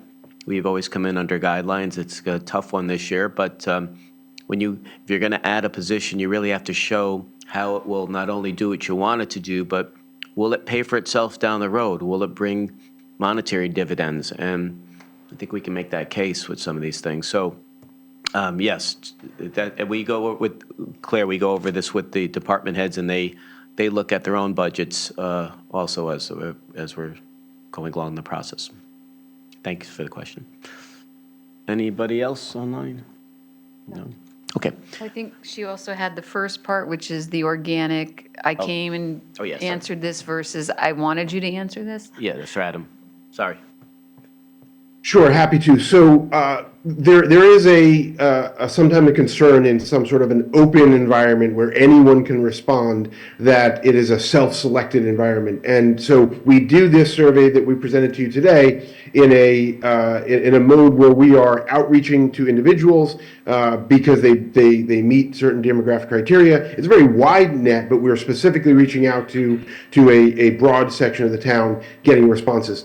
We do, as we did in this case, as we do in some other communities, have a totally separate, open, linked survey that anyone had the chance to voice their opinion on, so that if they weren't included in the smaller universe of respondents, that they had their voice. So there is a separate survey that staff has that you all can look through. I would caution that it is not a statistically valid survey. It doesn't mean the data isn't useful. We love data in any form, but there were, it was an open link, so nobody's sitting there taking it 10 times, but it was just a different environment, and it doesn't necessarily match demographically and geographically the town. So that was reported separately. Okay. Thank you, Adam. Appreciate it. Okay. I appreciate that. That will be up online today for people who wanted to look at it and send comments and or ask questions. So thank you, and we'll follow up with you, Adam. Thank you. Thank you. Okay, going up now, next up is a presentation and discussion on the proposed Department of Public Works fee schedule. And I saw Amy Siebert, our commissioner there. But, It's Ben. Noise ordinance first. oh, how did I, oh, We moved that one down. lots of arrows here, Ken, thank you. My mistake, sorry.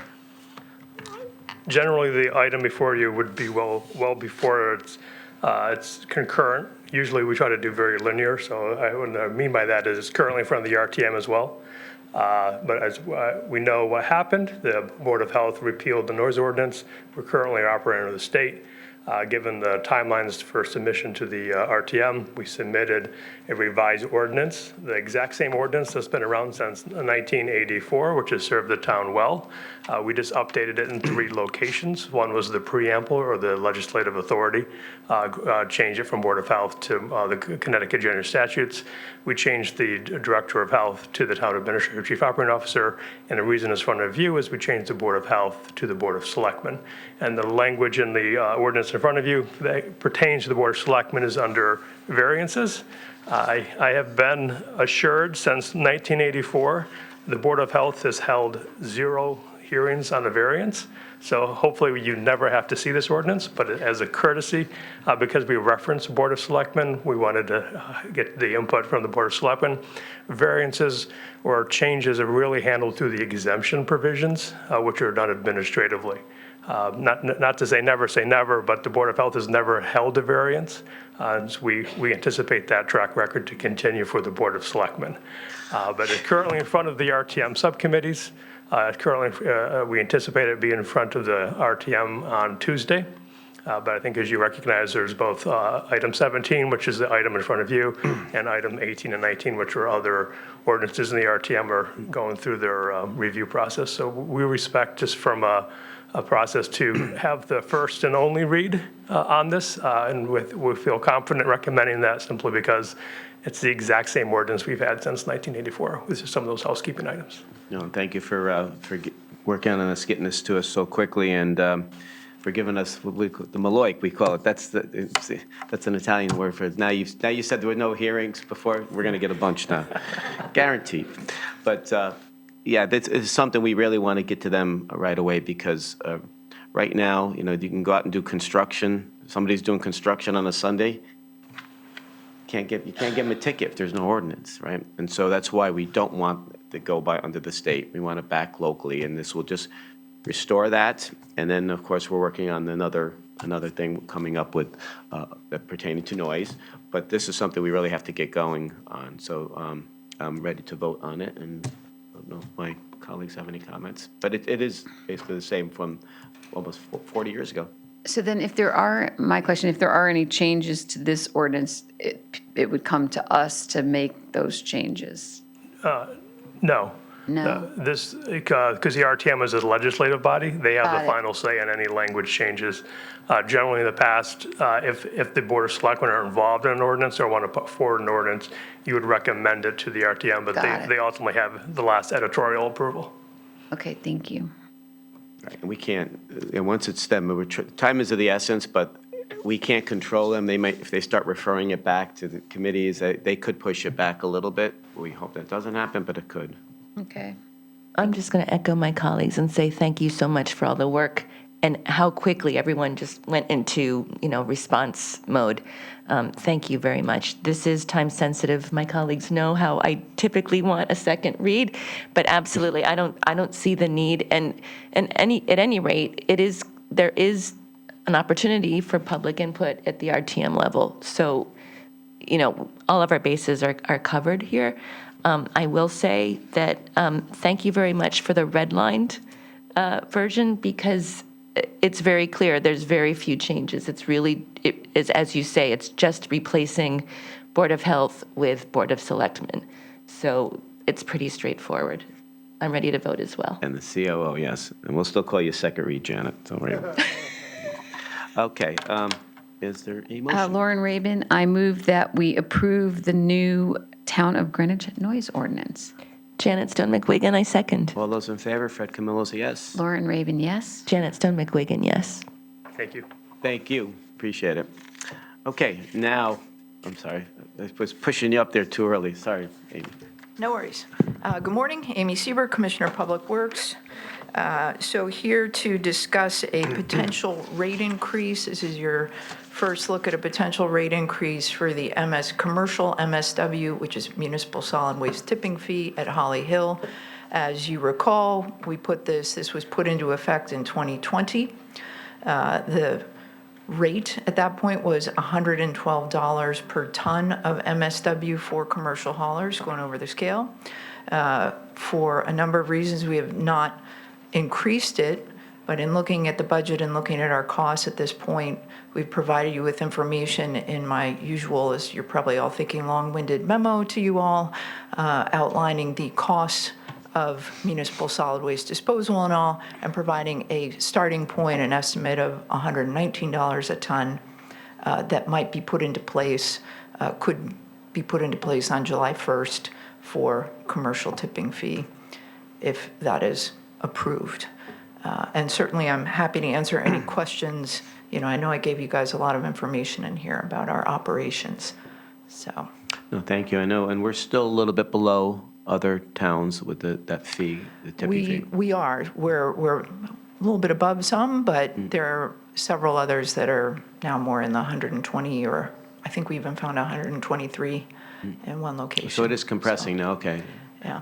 Yeah. The price of solid waste is going up. Yeah.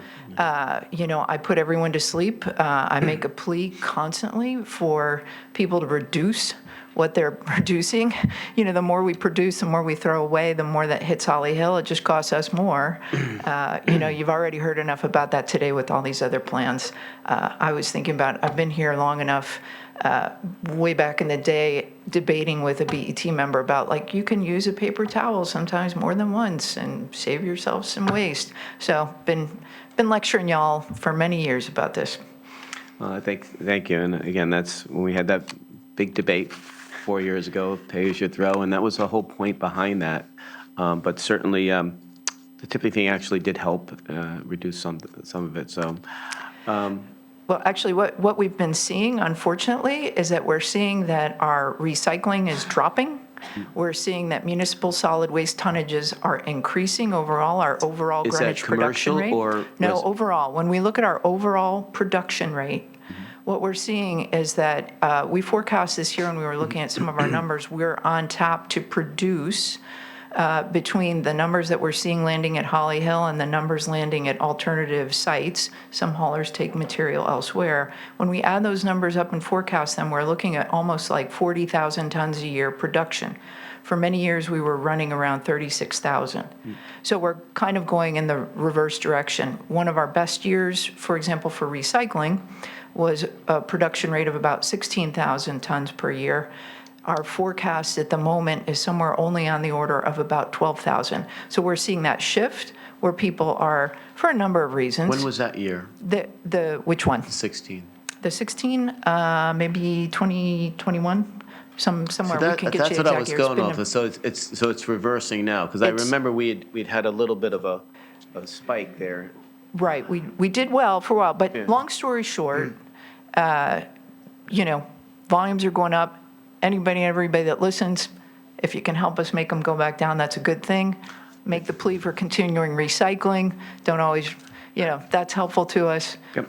And if you want the numbers to go up for a tipping fee, we can do that. Yeah. So, Amy, I was going to ask you, so that's really what's happening is people are throwing out items that really should be recycled. Correct. And I think a lot of that, we often read so many articles all saying, oh, it's not being recycled, this isn't happening, that's not happening. So as a result, people just get, frustrated, or they see that in the news and they throw it in the trash. If you break up open bags on the tipping floor, which you're all welcome to come and do with us, it's pretty gross and disgusting, but you'll see that there's a lot of recyclables that we throw out. We all do it, right? We're all wasting food, we're wasting materials, many things we could do. Y'all have heard the lectures. People will do whatever they want, but that's certainly a big issue. Okay, I think in the comment section, you're going to hear a couple ideas about how to maybe help a little bit with that, with people maybe who are, because of the way that's set up down there, it's really hard for us. And we talked about redoing Holly Hill eventually, and that's it's a big number, but it's something that would really help us. I know you've been an advocate of that. But the way it's situated now, it's hard for the town to really to cover everything and to watch who's sneaking in there. And as Ben likes to say, is that term, it's pretty much open bar in a lot of cases. And the town put the $25 fee for the sticker fee, and some people thought that was unfair because other people who had haulers were making up for that. But that got voted on. So I know you're going to hear some of those comments. So we'll have to figure it out. But I think we're going to have to amend some of the ways here and maybe start promoting recycling a little bit more. I know that there's a plan to increase the food scraps going forward, and so we have our work cut out here. Yeah, and we really appreciate the work of the folks that are volunteering out there and trying to get the word out about recycling and all. You've got several groups doing that.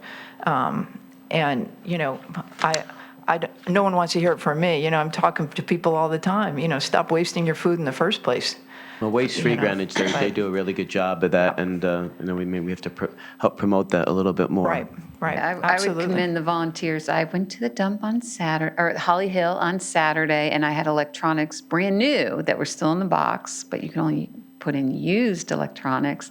So I had to sit there and take all of them out of the boxes, recycle the boxes. But it was a volunteer from Grab that caught me. I was quite embarrassed. Right. Well, and thank you for taking it apart. At least you were able to do that and have a place. Not every place has all the options that we have here in Greenwich to recycle things and to dispose of things properly. So thank you for doing that. And Grab and Waste Free Greenwich and others have all been really a great help. But it's all of us. It's all the residents of town, thinking about this stuff. So Thank we'll you. keep trying. Thank you. Well, we'll have a second read, and we'll get lots of questions and comments. I'm just going to echo and say thank you for all the work that's gone into this. I know we don't want to use the word crisis too liberally, but what the state is spending on waste management is just mind-boggling. So this is not just an issue that affects Greenwich. It's across the board. We just need to get the pricing right. It's not just a matter of filling a budget gap. It's trying to signal to individuals what the cost of their behavior is. So many years ago, when this was first coming to the RTM, I believe I was on the RTM, and my husband joked that I wrote a mini policy paper on the importance of making sure that we've got a tipping fee that's right. And I would love eventually to see a pay-as-you-throw scheme. I don't know that we have the appetite at the moment for that, but that is ultimately, I think, what would help this town reduce our waste. It's definitely an interesting concept, and maybe we could revisit it at some point. Yeah, Julie? especially if you can. Now we have enough data, I think, that we didn't have 4 years ago, that we can start to model it out, right? What does it look like to move in that direction versus stay in this direction? Hi, Happy New Year. I'm Julie Deschamps, the founder and chair of the nonprofit Waste Free Greenwich and the co-chair of the waste reduction sector of the Sustainability Committee. Thank you so much to the Board of Selectmen for this opportunity to comment on the fee schedule proposed by Public Works. Greenwich has two problems. We're facing a waste crisis in Connecticut, and simply put, we generate too much trash. The waste crisis is precipitated by the closure of the largest in-state incinerator and aging infrastructure. 40% of our waste is now exported out of state to landfills and incinerators, including Greenwich's 80 million pounds annually of trash, which is trucked primarily to the environmental justice community of Peekskill, New York, to be burned. This incinerator will, in all likelihood, be shuttered by 2029. It will be the oldest such facility in the nation by that time. There are significant environmental and public health impacts of this unsustainable waste management system, as well as fiscal repercussions. As capacity continues to shrink in the state and broader region, tipping fees will rise exponentially, putting even more pressure on municipal budgets. The town can continue to increase our tipping fees, which we know get passed down to residents, businesses, and nonprofits, or we can prioritize and commit to initiatives that promote and incentivize prevention, reduction, and diversion to waste less and pay less. We have started to take measures, and I appreciate your and DPW's support of initiatives like the food scrap and textile recycling programs, among others. But it's clear that we're not moving the needle. Unfortunately, Greenwich lost the opportunity to cut its waste by 40% when the RTM voted down pay-as-you-throw in favor of tipping fees, which have not reduced the tonnage of trash generated 1 iota. In fact, tonnages and costs are increasing significantly. We are moving in the wrong direction, and tipping fees won't help us reverse course. They are a short-term Band-Aid to close budget gaps, but not a long-term solution to ensure fiscal security, reduce tonnages, and address the broader waste crisis. There are many strategies we need to explore and implement, as recommended by the Climate Action Report that we just heard about.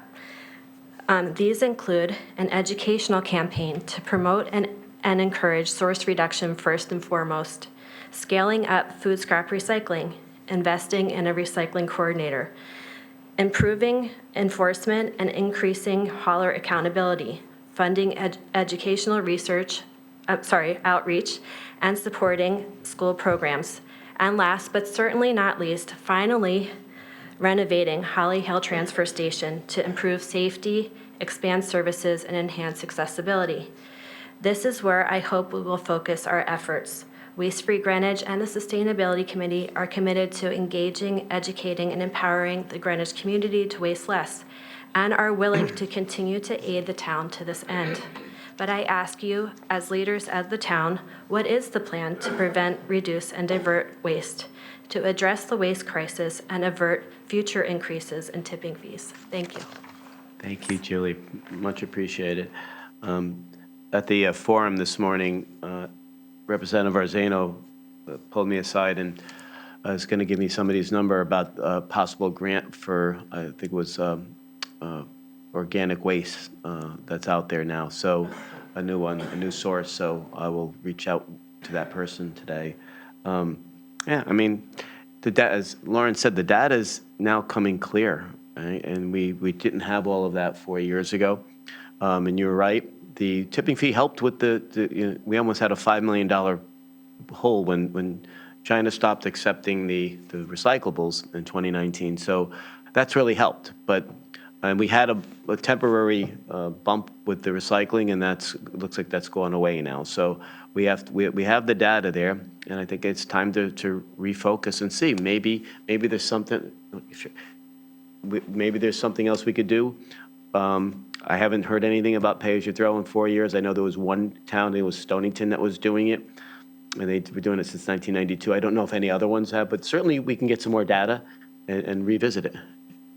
Karen Vasiliotis. You turned it I off. turned it off, sorry. I'm speaking in my individual capacity and not as part of the BET, and thank you for considering the tipping fees. But I do want to make a comment on pay-as-you-throw, which I think is not a good idea and should really not be revisited, because I have experience with it in Vermont, and it's really increased the trash being thrown outside of trash recycling places. If you drive along roads, you will see bags of trash literally thrown out because they protest and they don't want to pay to throw away their garbage. That would never happen here. No. So I would caution you on pay-as-you-throw. There was a reason why the RTM rejected it. It is really a plastic bag buying scheme, if you will, and I'll call it a scheme. The bigger impact, I think, that can be had is education. Look, back in the 60s, my father basically was composting, and we've been doing it in my family forever. I think it's more education. It's getting the kids involved to nag their parents to make sure that they are thinking about it. Unfortunately, we've become more reliant on, commercial delivery services with cardboard boxes. So it's not surprising that you're going to see an increase in recyclables hitting the waste stream. And people get lazy, don't necessarily rinse out their cans, so they throw them in the garbage. So I think it's really education first. I think there needs to be a blitz. I think there needs to be constant reinforcement. I think that, people that are at Holly Hill need to constantly remind people that there are programs out there. There could maybe be a realignment because the fabric recycling is in a different space from the regular recycling, and better direction as to where to go. I mean, It sounds like you're in favor of funding half the time, redoing Holly Hill. I'm not You speaking, heard it here. I'm not Thank speaking in you. my capacity as a BET person. I'm speaking individually. It's reflected in the minutes. Certainly, we would review any plans. I'm not committing to anything. But I do think that there is plenty that can be done townwide without embarking in programs that will only increase costs to the homeowner. And I will lastly say, I am always for increased revenues, but I am not in favor of increasing the permit from $25 because I know the impact it has on people that have lower and moderate income. And we already pay for the services and taxes, and that's just an additional tax. Thank you, Karen. Okay, and thank you for that semi-endorsement of redoing Holly Hill. All right, so we'll take more questions and thoughts and comments in the next 2 weeks, but certainly I think we all agree on the education part, and maybe there's ways we can help on our side to help you. You're doing a great job, but I think maybe we have to step it up a little bit on our end. Okay, thank you. And next up is Michael or Jim? I'm gonna start. Okay. And I have Michael here to help me out if I need to, so. First, I just want to make everybody clear, this is a housekeeping thing, not really introducing anything new. So just as a little background for the public, I'm Jim Michael, Deputy Commissioner of Public Works. I know that's something you guys want us to do for the record. When we do a speed limit, it's really a three-step process. It is first, we come to the Board of Selectmen and present that as the board, and the board makes a ruling on that. Then we send that recommendation to the state's Office of State Traffic Administration, and they have to approve it at that level as well. So that's step two. The third step is they send us back a report, and then that gets put into the town ordinance booklet. The third step is where we're missing a few things here, and that's what we're trying to clean up. So we've gone through the Board of Selectmen approval on all the speed limits that are there.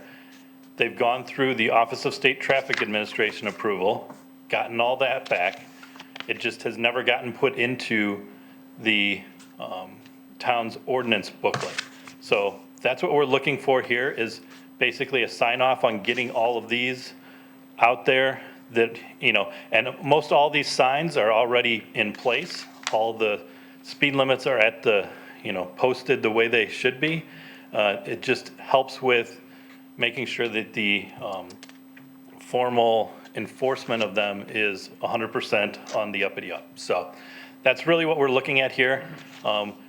We tasked our engineering staff to go through it with a fine-tooth comb and look at every single one of them, and this is what they came up with, and this is where we need to clean this up. So, so that's what is here in front of you. Okay, thank you. So we'll, it's a first read. We'll see, entertain comments in the next 2 weeks, but we'll vote in 2 weeks. Okay. Thank you. Appreciate that, Jim. Thank you. Okay, next up is Laura McGeechee with a request to approve the calendar of the 2024 flag raising events. Morning. Still morning. It's on. It seems to be the reverse today. But anyway, Happy New Year. Good morning again. Laura McGeechee, Assistant Town Attorney. And I'm here regarding the implementation of the flag policy. So if you recall, we had our first read August 24th of 2023. given in light of the late August date and holiday, we actually had a second read or a second first read September 14th, and then the official second read or third read on September 28th, in which it passed. And again, the purpose of the flag policy, just as a refresher, was in light of the Supreme Court case of Shirtlift versus City of Boston that came out in 2022 that prompted many municipalities to adopt a flag policy to ensure, and I think that the town has done a good job in light of comments and feedback in the public forum and during the selectmen's meetings, to balance protected government speech, which is our goal here, versus, the First Amendment free speech. So part of the implementation of the policy was to have the Board of Selectmen to meet and propose dates for policies for the coming year in light of past practices. And so I do see that there is a proposed flags that were flown last year and by month. And so I would just suggest this was put together in conjunction with the Office of First Selectman, Mr. Borsick, and in the event that you're going to have further comment or second read, I may suggest that you might include dates now that we know the calendar for 2024. The only question on that is a lot of these have not been arranged for specific dates. They can shift on the calendar. For instance, will the Greenwich Hibernians have reserved a date for St. Patrick's Day flag, but there has been no outreach from any of these other groups yet about which date they might want. It might shift on the calendar. Right, and so then, given that flexibility based on organizational groups, or to the suggestion, and again, for instance, I don't know when Juneteenth is, that a weekday or a weekend might look, but if there's potential dates that we do know that would be set, or if it's organizations, I get that you want to maintain that flexibility. So that's just my only additional comment, because I presume this will go for a second read. And that is my presentation.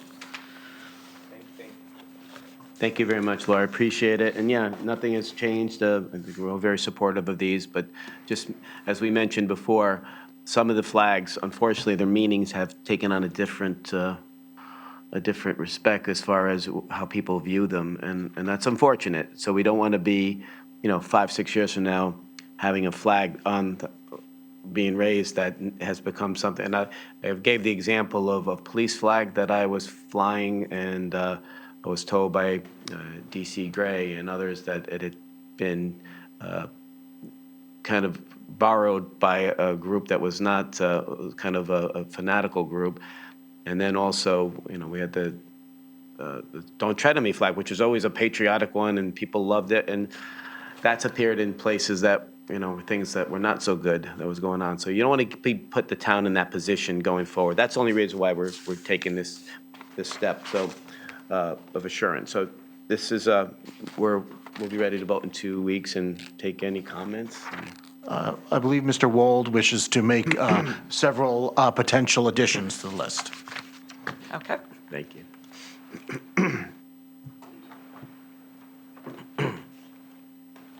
The list is included in your folders. Yeah, I see it. Thank you. Hi. My name is David Wold. This is maybe more a housekeeping thing, since we discussed it back in October meeting. But, and I haven't seen the list that was mentioned here about what dates. So I just want to make sure that basically the dates that are linked to Veterans Organization, the Armed Forces, Memorial Day, etc., are included on that list. So I have sent you the list of dates that I suggested. Do I need to read them again, or are they automatically added to No, so we're going to first reading? First read, yeah. And then like Memorial Day, the American flag's up already. Yeah, in that case, I was referring to the POW MII. Okay. MIA. Okay. Yeah, I was going to ask that question. Okay. Yeah, I know my dad will be happy about the November 10th one. Yeah. Marine Corps birthday. Okay, yeah, no, thank you for putting these together. Can I just ask a clarifying, because you're saying the POW MIA flag to be flown above the American flag on all days the American flag is up? That's That what, must be my dyslexic. Okay. It's all, of course, below. All flags are below the American flag. right, but the American flag is up all the time. Yeah, and then So are that- you requesting that this other flag be up like It all should- the time? municipalities across the country has, and the post office, government buildings, etc., has the POW flag under the American flag constantly. Yeah, the typo is beloved, so it's like below and above, somehow it got, Okay. you made a new But word. my question is, every day, is that what we're being asked, that we're going to fly that flag every day? Because the American flag is flown every day. We don't have the room, we don't have the flagpoles to do that, unless you're putting it on the same flagpole. Just like they're done at the Veterans Veterans, yeah, Memorials okay, and federal buildings and post office, they're flown below the American flag, the POW. yes, None of these other flags, armed forces flags, they will be on the, what we call the guest post, flag post. Okay. All right. So to be certain, Mr. Wold, you are asking for the MIA POW flag to be flown every day underneath the American flag, and for the, on this list here, the specific flags reflecting these military branches? Yes. The POW flag is flown across America under the American flag constantly. We managed to get it, Restoration Hardware approved, that we did it on the Veterans Day this year, but I did not ask them to fly it constantly at the World War I monument. But I think that would be also appropriate. But first of all, that town of Greenwich, which is a patriotic town, inclusive of all kinds of organizations that we at least, especially now with Americans, hostages in Israel and all this stuff, that we have the POW MIA flag constantly under the American flag, just like the rest of the country. Okay, thank you. And there was one line in the proposal that I have reacted to. It's the one that you exclude the Board of Ed buildings. If somebody has that wording, I have it here. I don't see it. In the flag display policy Yeah, the itself? flag display policy purpose on all town buildings, properties, excluding those of care, custody, and control of the Board of Ed. Tony Jones has been very cooperative when I have asked the last year to raise the American flag on Veterans Day and Memorial Day, as long as we provide personnel and flag to do it. I was hoping that this flag display policy, at least the town would provide the flag so that the Veterans Organization can raise the American flag at the Board of Ed on Memorial Day and Veterans Day.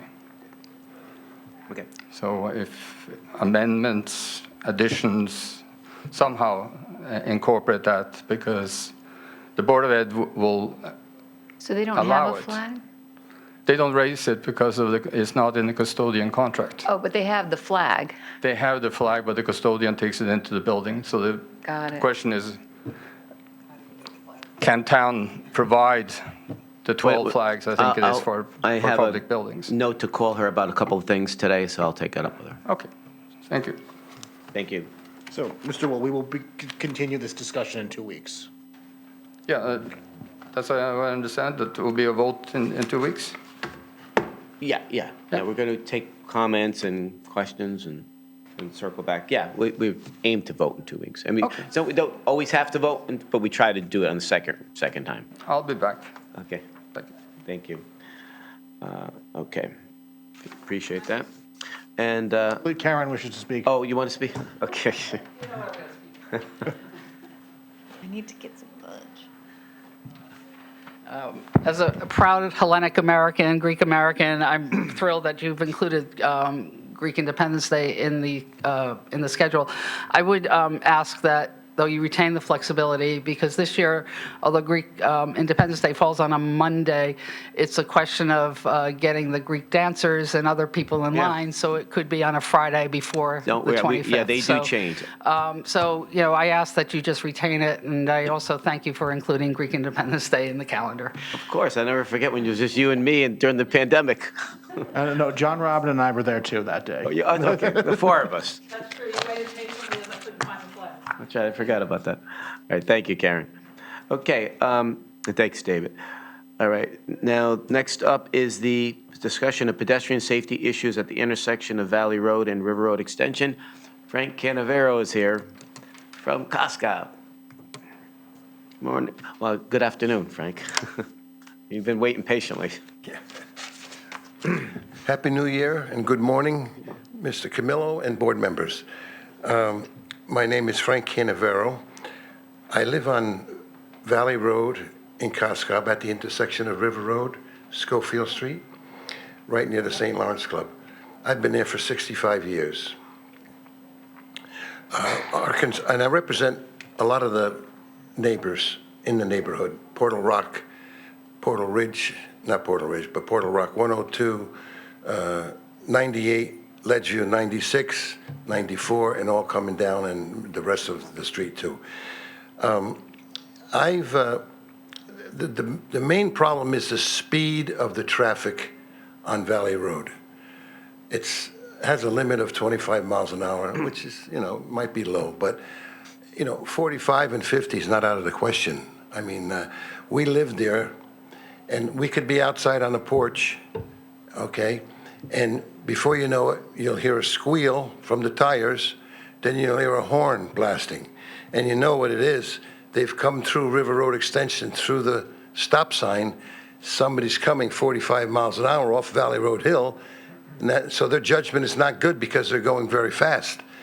So I've seen in a 300-yard road on Valley Road in my years, 3 people killed, a 17-year-old girl paralyzed from the waist down. And I just worry about it's not going to be the end, because you have more traffic now from 95 when it starts to back up. Where does it go? The US 1. From US 1, when that gets tight by St. Catherine's Church, the back road is Valley Road to Stanford. So we have so many more cars. And there's a crosswalk just around by the St. Lawrence Club that goes across to the deli. And I've seen people in the crosswalk and cars don't stop. We have a little dummy out there with a sign on it with a heavyweight rubber base, but that's gone like in 2 weeks every month. You know, I mean, they hit it and they just knock it all over the place. So we need some sort of signal there to signal that there's a crosswalk there, okay, before somebody's going to get hit. Schofield Street, bicycle place, bicycle store. Big trucks, UPS, all the other big trucks, they park right up to the corner. So what it means is your line of sight, you have to pull out into the road, okay? And if a car's doing 40 miles an hour, you may have a problem. So I'm just concerned about the safety of pedestrians. We have a lot of dog walkers, a lot of people walk on the sidewalks, and so the whole neighborhood is concerned. I mean, I've backed out of my driveway on 90 Valley Road. And at Leah Fail, I could see a car coming over from the flat over there from the river. Now, I should have plenty of time when I get into that road, but I've had them come on top of me, blast the horn, and I've got out of the car, stopped the car in the middle of the road, and I told them 25 miles an hour, not 45 or 50. Because that's what happens. They come off that hill, then they get on the straight, they're doing 45 and 50. And coming the other way from the Mayanis River, they're doing the same thing. So it's a very dangerous intersection, and I think our traffic division can come up with something to make that a lot more safer. I've worked with Captain Bonnie for a couple of years. He's put guys over there. He's given out more tickets than Taylor Swift's concerts. And they can make a living over there, you know? And he's put the speed the speed traps, not the speed traps, but the speed numbers up where it tells you how fast you're going.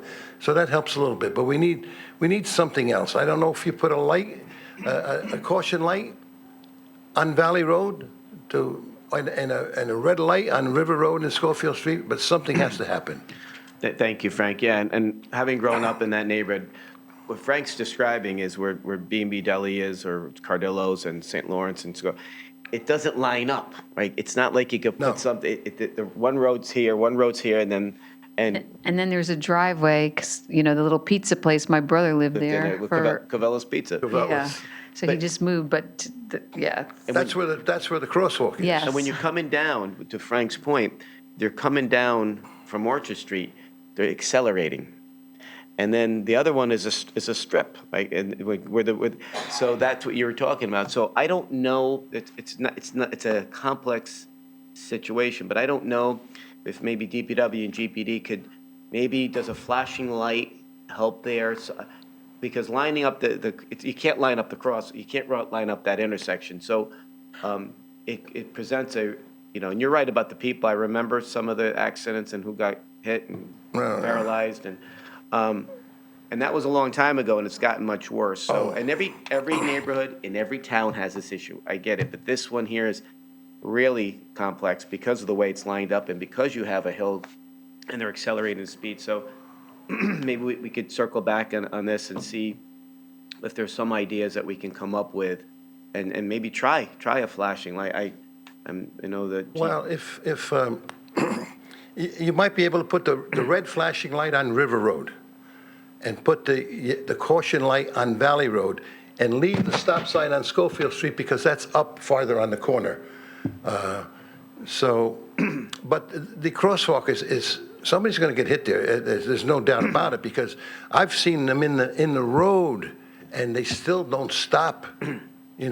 So I'm sure the town's traffic division can come up with something before somebody gets really hurt. Okay. And I appreciate it. Thank you, Frank. Okay. Appreciate it. We'll circle back on that. Appreciate that.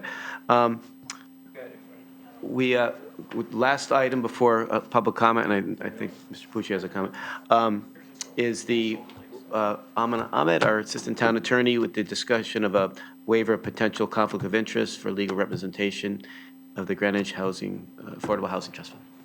Good morning. Oh, Good afternoon. Good afternoon, actually. Amina Ahmad from the Law Department.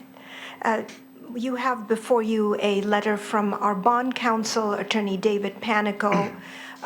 We will be working with him and his firm to also represent the Affordable Housing Trust Fund in terms of developing a revolving loan program for the trust fund, developing documents and helping at least through the first set of loans that they might be giving out this year. Because Mr. Panico represents the town as a whole in terms of bonding and works closely with the finance department, he has asked for a waiver of a conflict of interest. While he does not see that there will be a conflict of interest, but if there is a potential for one, he is required, as an attorney representing the town, to also ask us to waive that potential conflict of interest when his firm will be representing the Affordable Housing Trust Fund. So we've come to you before on these waivers in the past. So we would ask if you're comfortable with waiving that potential conflict, we would ask that you take a vote.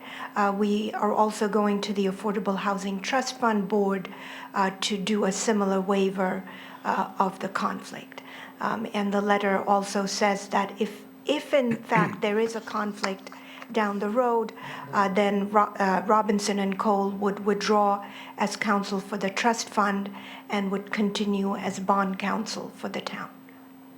Okay, thank you. And this is time sensitive, correct? Yes, it is. Yeah, we have a lot of loans to. And yeah, Correct. And again, you're in your opinion that this is I know we've done this before, just Yes. so okay. And attorneys, from a professional point of view, do have to do this when there is a potential for a conflict. Thank you. Okay, appreciate that. Thank you. Righty. Janet? Oh, I'm sorry, did you have a? Okay, Lauren Rabin, I move that we approve the waiver of potential conflict of interest for legal representation of the Greenwich Affordable Housing Trust Fund. Janet Stone McWigan, I second. All those in favor? Fred Camillo's a yes. Lauren Rabin, yes. Janet Stone McWigan, yes. Okay, thank you very much. Thanks, Tom. All right, the last thing is public, do we have any nominations? No. Not today. Okay, so just public comment. Bob D'Angelo, and then followed by Angela Pucci and David Wald. I just want to let everybody know we haven't had breakfast or lunch, and we have an executive committee meeting, so. So unless you Well, want to bring can us still some talk, but I'm just food. saying, You want me to go out and get a sandwich? yeah. Okay, Bob D'Angelo again. Sorry, just real quick. Like I said, I wanted to talk not about the speed ordinance, but I echo what Frank just said on North. And there's a lot of things we can't do for safety for pedestrians or bikers just because of road structure or widths or whatever. But one thing is speed control, and it's definitely proven. Statistics show that if you can get people to slow down, it's a safer environment for everybody. North Street, there's parts of North Street that are 40 miles an hour. And I mean, I speak with Vin, the task force feel that that's almost like a highway because really very few people drive the speed limit. So people are going 45 or 50 miles an hour on North Street from Sam Bridge up to a long way up there. So they're passing a school, they pass a church basically. So I think there should be some consideration. I don't think there should be any roads in Greenwich that are listed at 40 miles an hour. They're not. This is wonderful what we got in our packet. It lists every street in town and what the speed limit is. There's nothing above 35. No, I can, Lauren, if you want, I'll pick you up tomorrow morning because I did it this morning.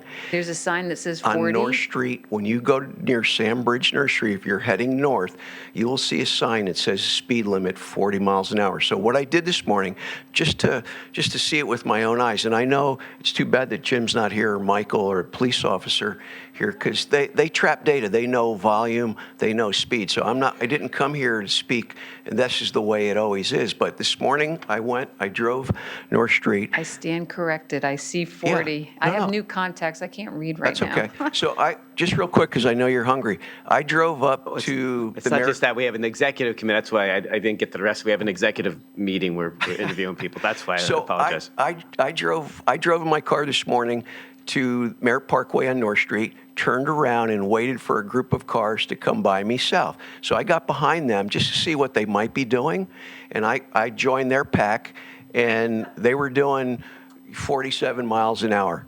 That's what I was following them at, okay? So I got down to Sam Bridge, I turned around and I went back And up you got to a the ticket? Parkway. No ticket.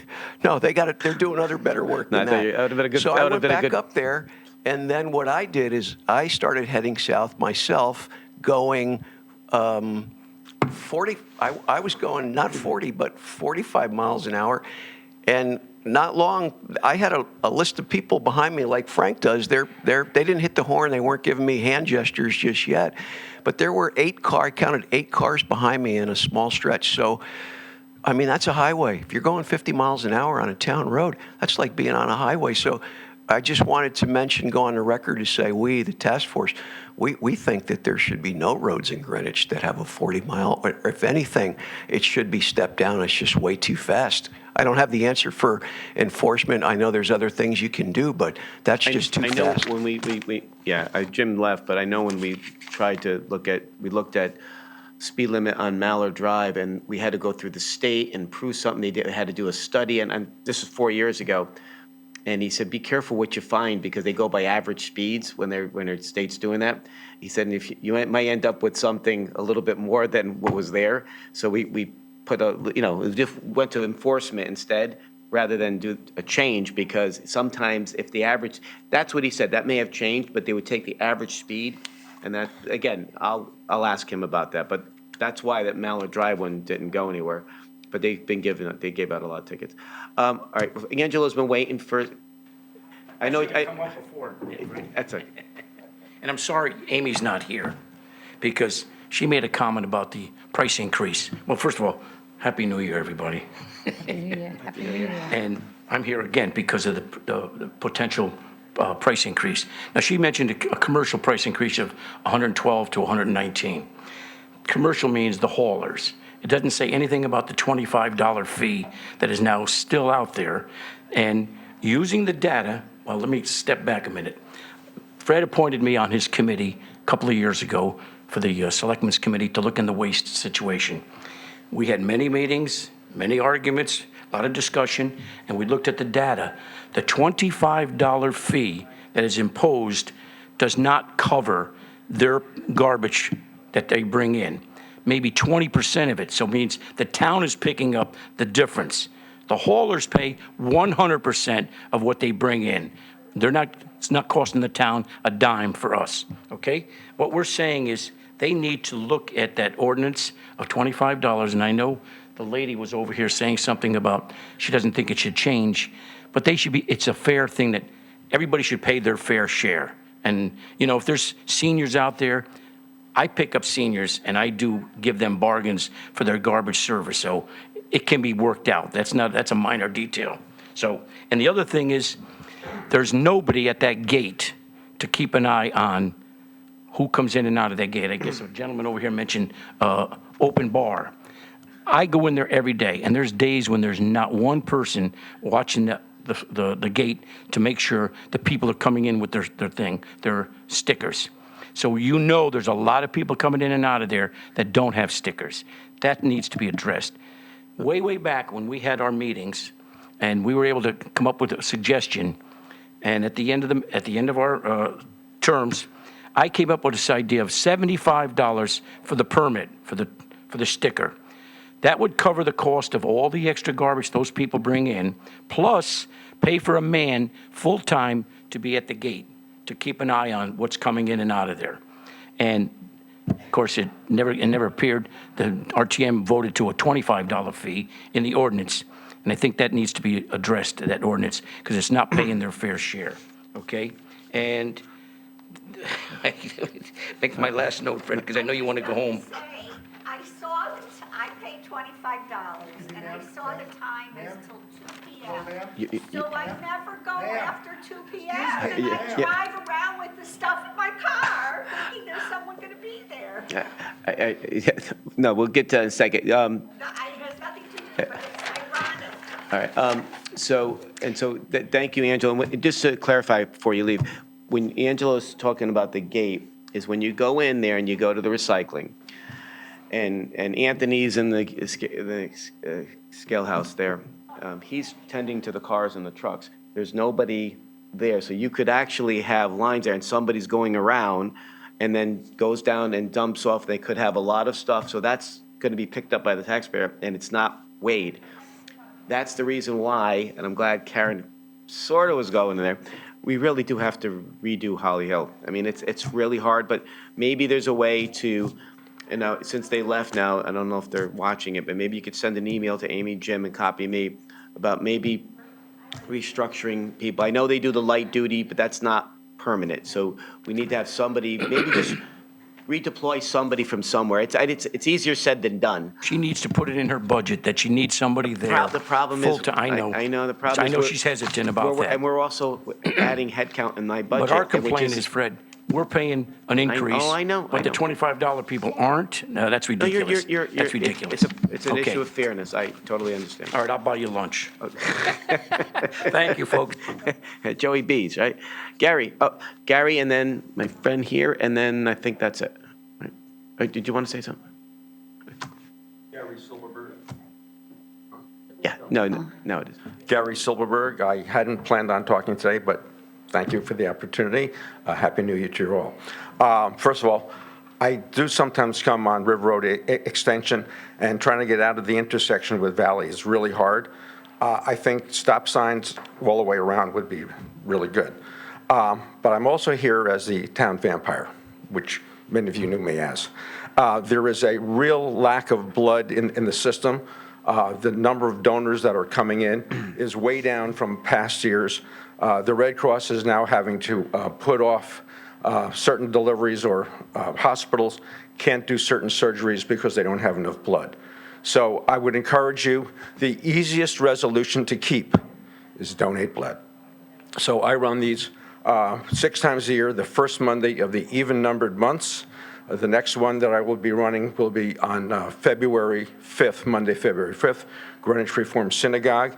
You can go on redcross.org and sign up for that. Redcrossblood.org, I'm sorry. I will also be sending out a flyer to Fred, which goes out. And there's a QR code there. You can go on that and get it. Thank you. Thank you, Gary. It's at a crisis point, so I appreciate that. And you're up.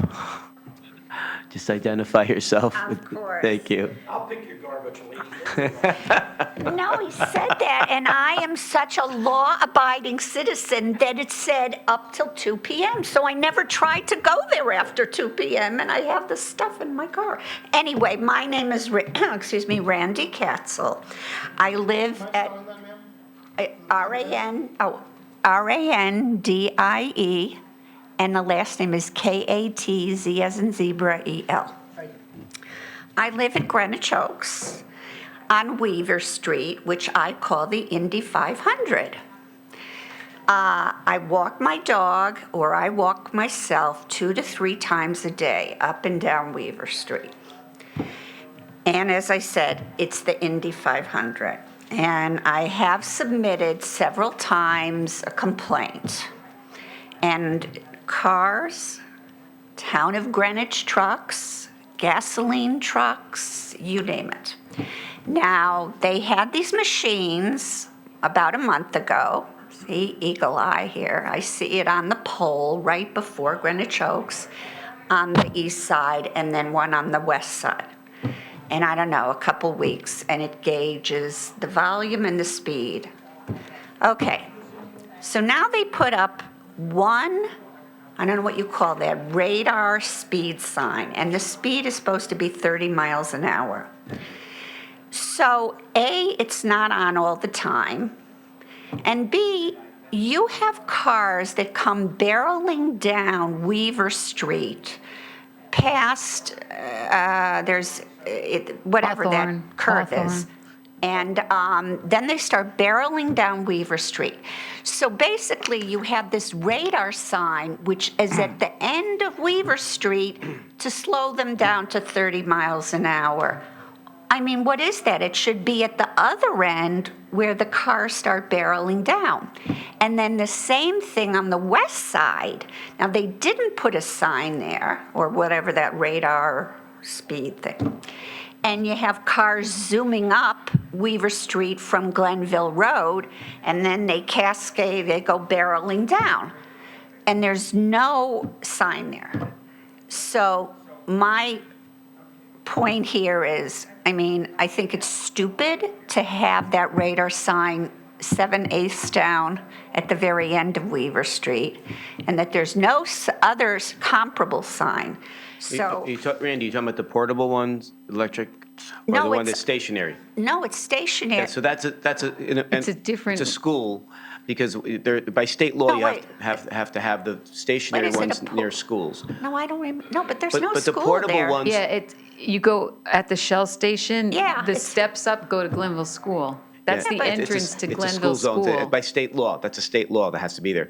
Those. It was just put there, though, about a month ago, I know, and it but- doesn't work all the time. They're also, because we met the neighbors there, because they're considering a sidewalk to come down from Hawthorne on the side of the park. So I wonder if some of this measurement is in preparation for a proposal for the Yeah, sidewalk on the other we're looking to side. put a sidewalk in there.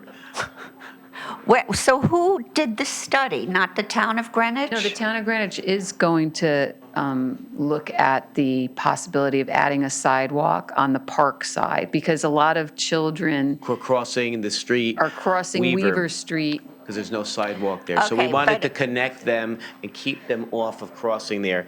The portable signs do work, but we don't have that many of them, so they'll be there for 10 days, 2 weeks, and then. No, then they this get- is a permanent Yeah, so one. it's for the school. It's for the school. So that's just for the school. It's not for It's a state law. the race, but it was just put there like 3 weeks ago. It's a state law, but I've anyway. lived there for 2 years. Yeah, It might have been a temporary replacement or maybe, something. yeah, I don't know. But After that's- 2 years? I don't know, honestly. I wish I had a better answer for you, but that is state law, but the other ones. I'll walk over. That's Yeah, my that's your neighborhood. I've neighborhood. lived there for Yeah, 20 years. I met you. Well, the other thing about Weaver Street is there are reflectors that are put whatever, a certain distance. But on the east side of the street, about half of them are blocked. There's stickers on them, there's wires hanging over them, a car was parked in front of them, they're not angled correctly. And then on the west side, not so much, but still not all available for sight. And the thing that gets me is, why doesn't someone like go down the street and see what the condition of the street is and the signage? And I could show you, I was going to send it in. I have all the pictures.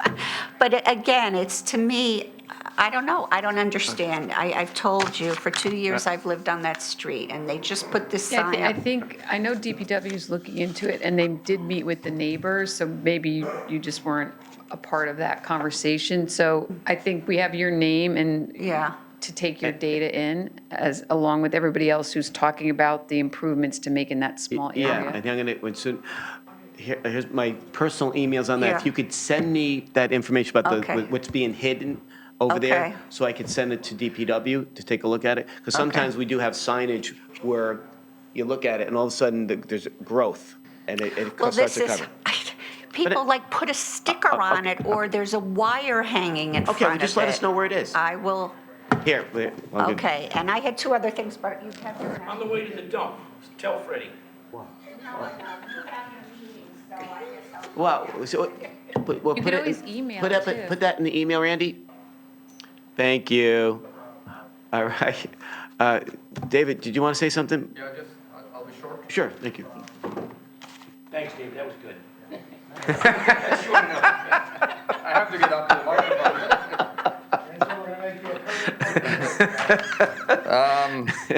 David Wold again. Short and sweet. We've had now a rink user committee for 3 years. I have been a pain to get a public meeting. None of the representatives has been willing to show up or be a liaison between the first Selectmen's rink user committee and the public. The rink meetings have been basically last year canceled. The year before and the year before, it was always in the mornings. I lived in this town now for 30 years or so. 25 of those years I worked across the street here, but I couldn't attend town meetings at 10 o'clock. So when we're trying to get public meetings in the evening and the first selectmen's handpicked representatives to do a liaison job will not attend, we have a problem in informing the public. Well, we So also, before- we have a Zoom option too, which has, and most meetings are in the morning, and sometimes we found we put meetings at night, and there's conflicts at night sometimes, because people have other meetings. So there's never going to be a perfect time, but certainly shoot me a note if you want.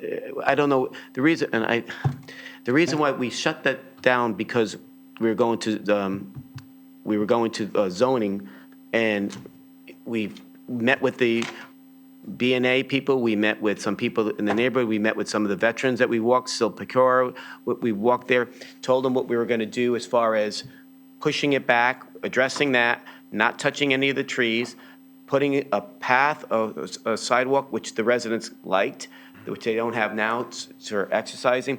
We addressed a lot of those things there, but not to get into that discussion now, but if you, just send me know, again, if you want to. The reason why I'm bringing it up today, a week before the rink meeting was supposed to take place, is because the board of Parks and Rec, through Joe Siciliano and Richard Lowe, gave a presentation on the 6th of December. And you mentioned earlier, name calling is not appropriate. Please listen to the recording. and how I was presented and my arguments were presented by these two liaisons from the committee. And I just want to make sure that the Board of Selectmen know that the public has not been able to express their view on those plans that goes to the PNC. Okay. So, and secondly, I would like to ask a question about the Historic District Commission approached the Board of Selectmen a year ago about the Byram School and putting a historic plaque on it. It moved slowly because Ann Young had moved. I remember she was going back. I remember that. But she got it approved. She applied. She filled out the application, paid the fee, got a sign. It disappeared in the mail. I talked to the Historic Commission up in Hartford, got a copy of it. And I have that plaque. I have been trying to coordinate with housing authorities as an appropriate date to install it. This year is the 100th anniversary of the Byram School. And that was approved by the Historic District.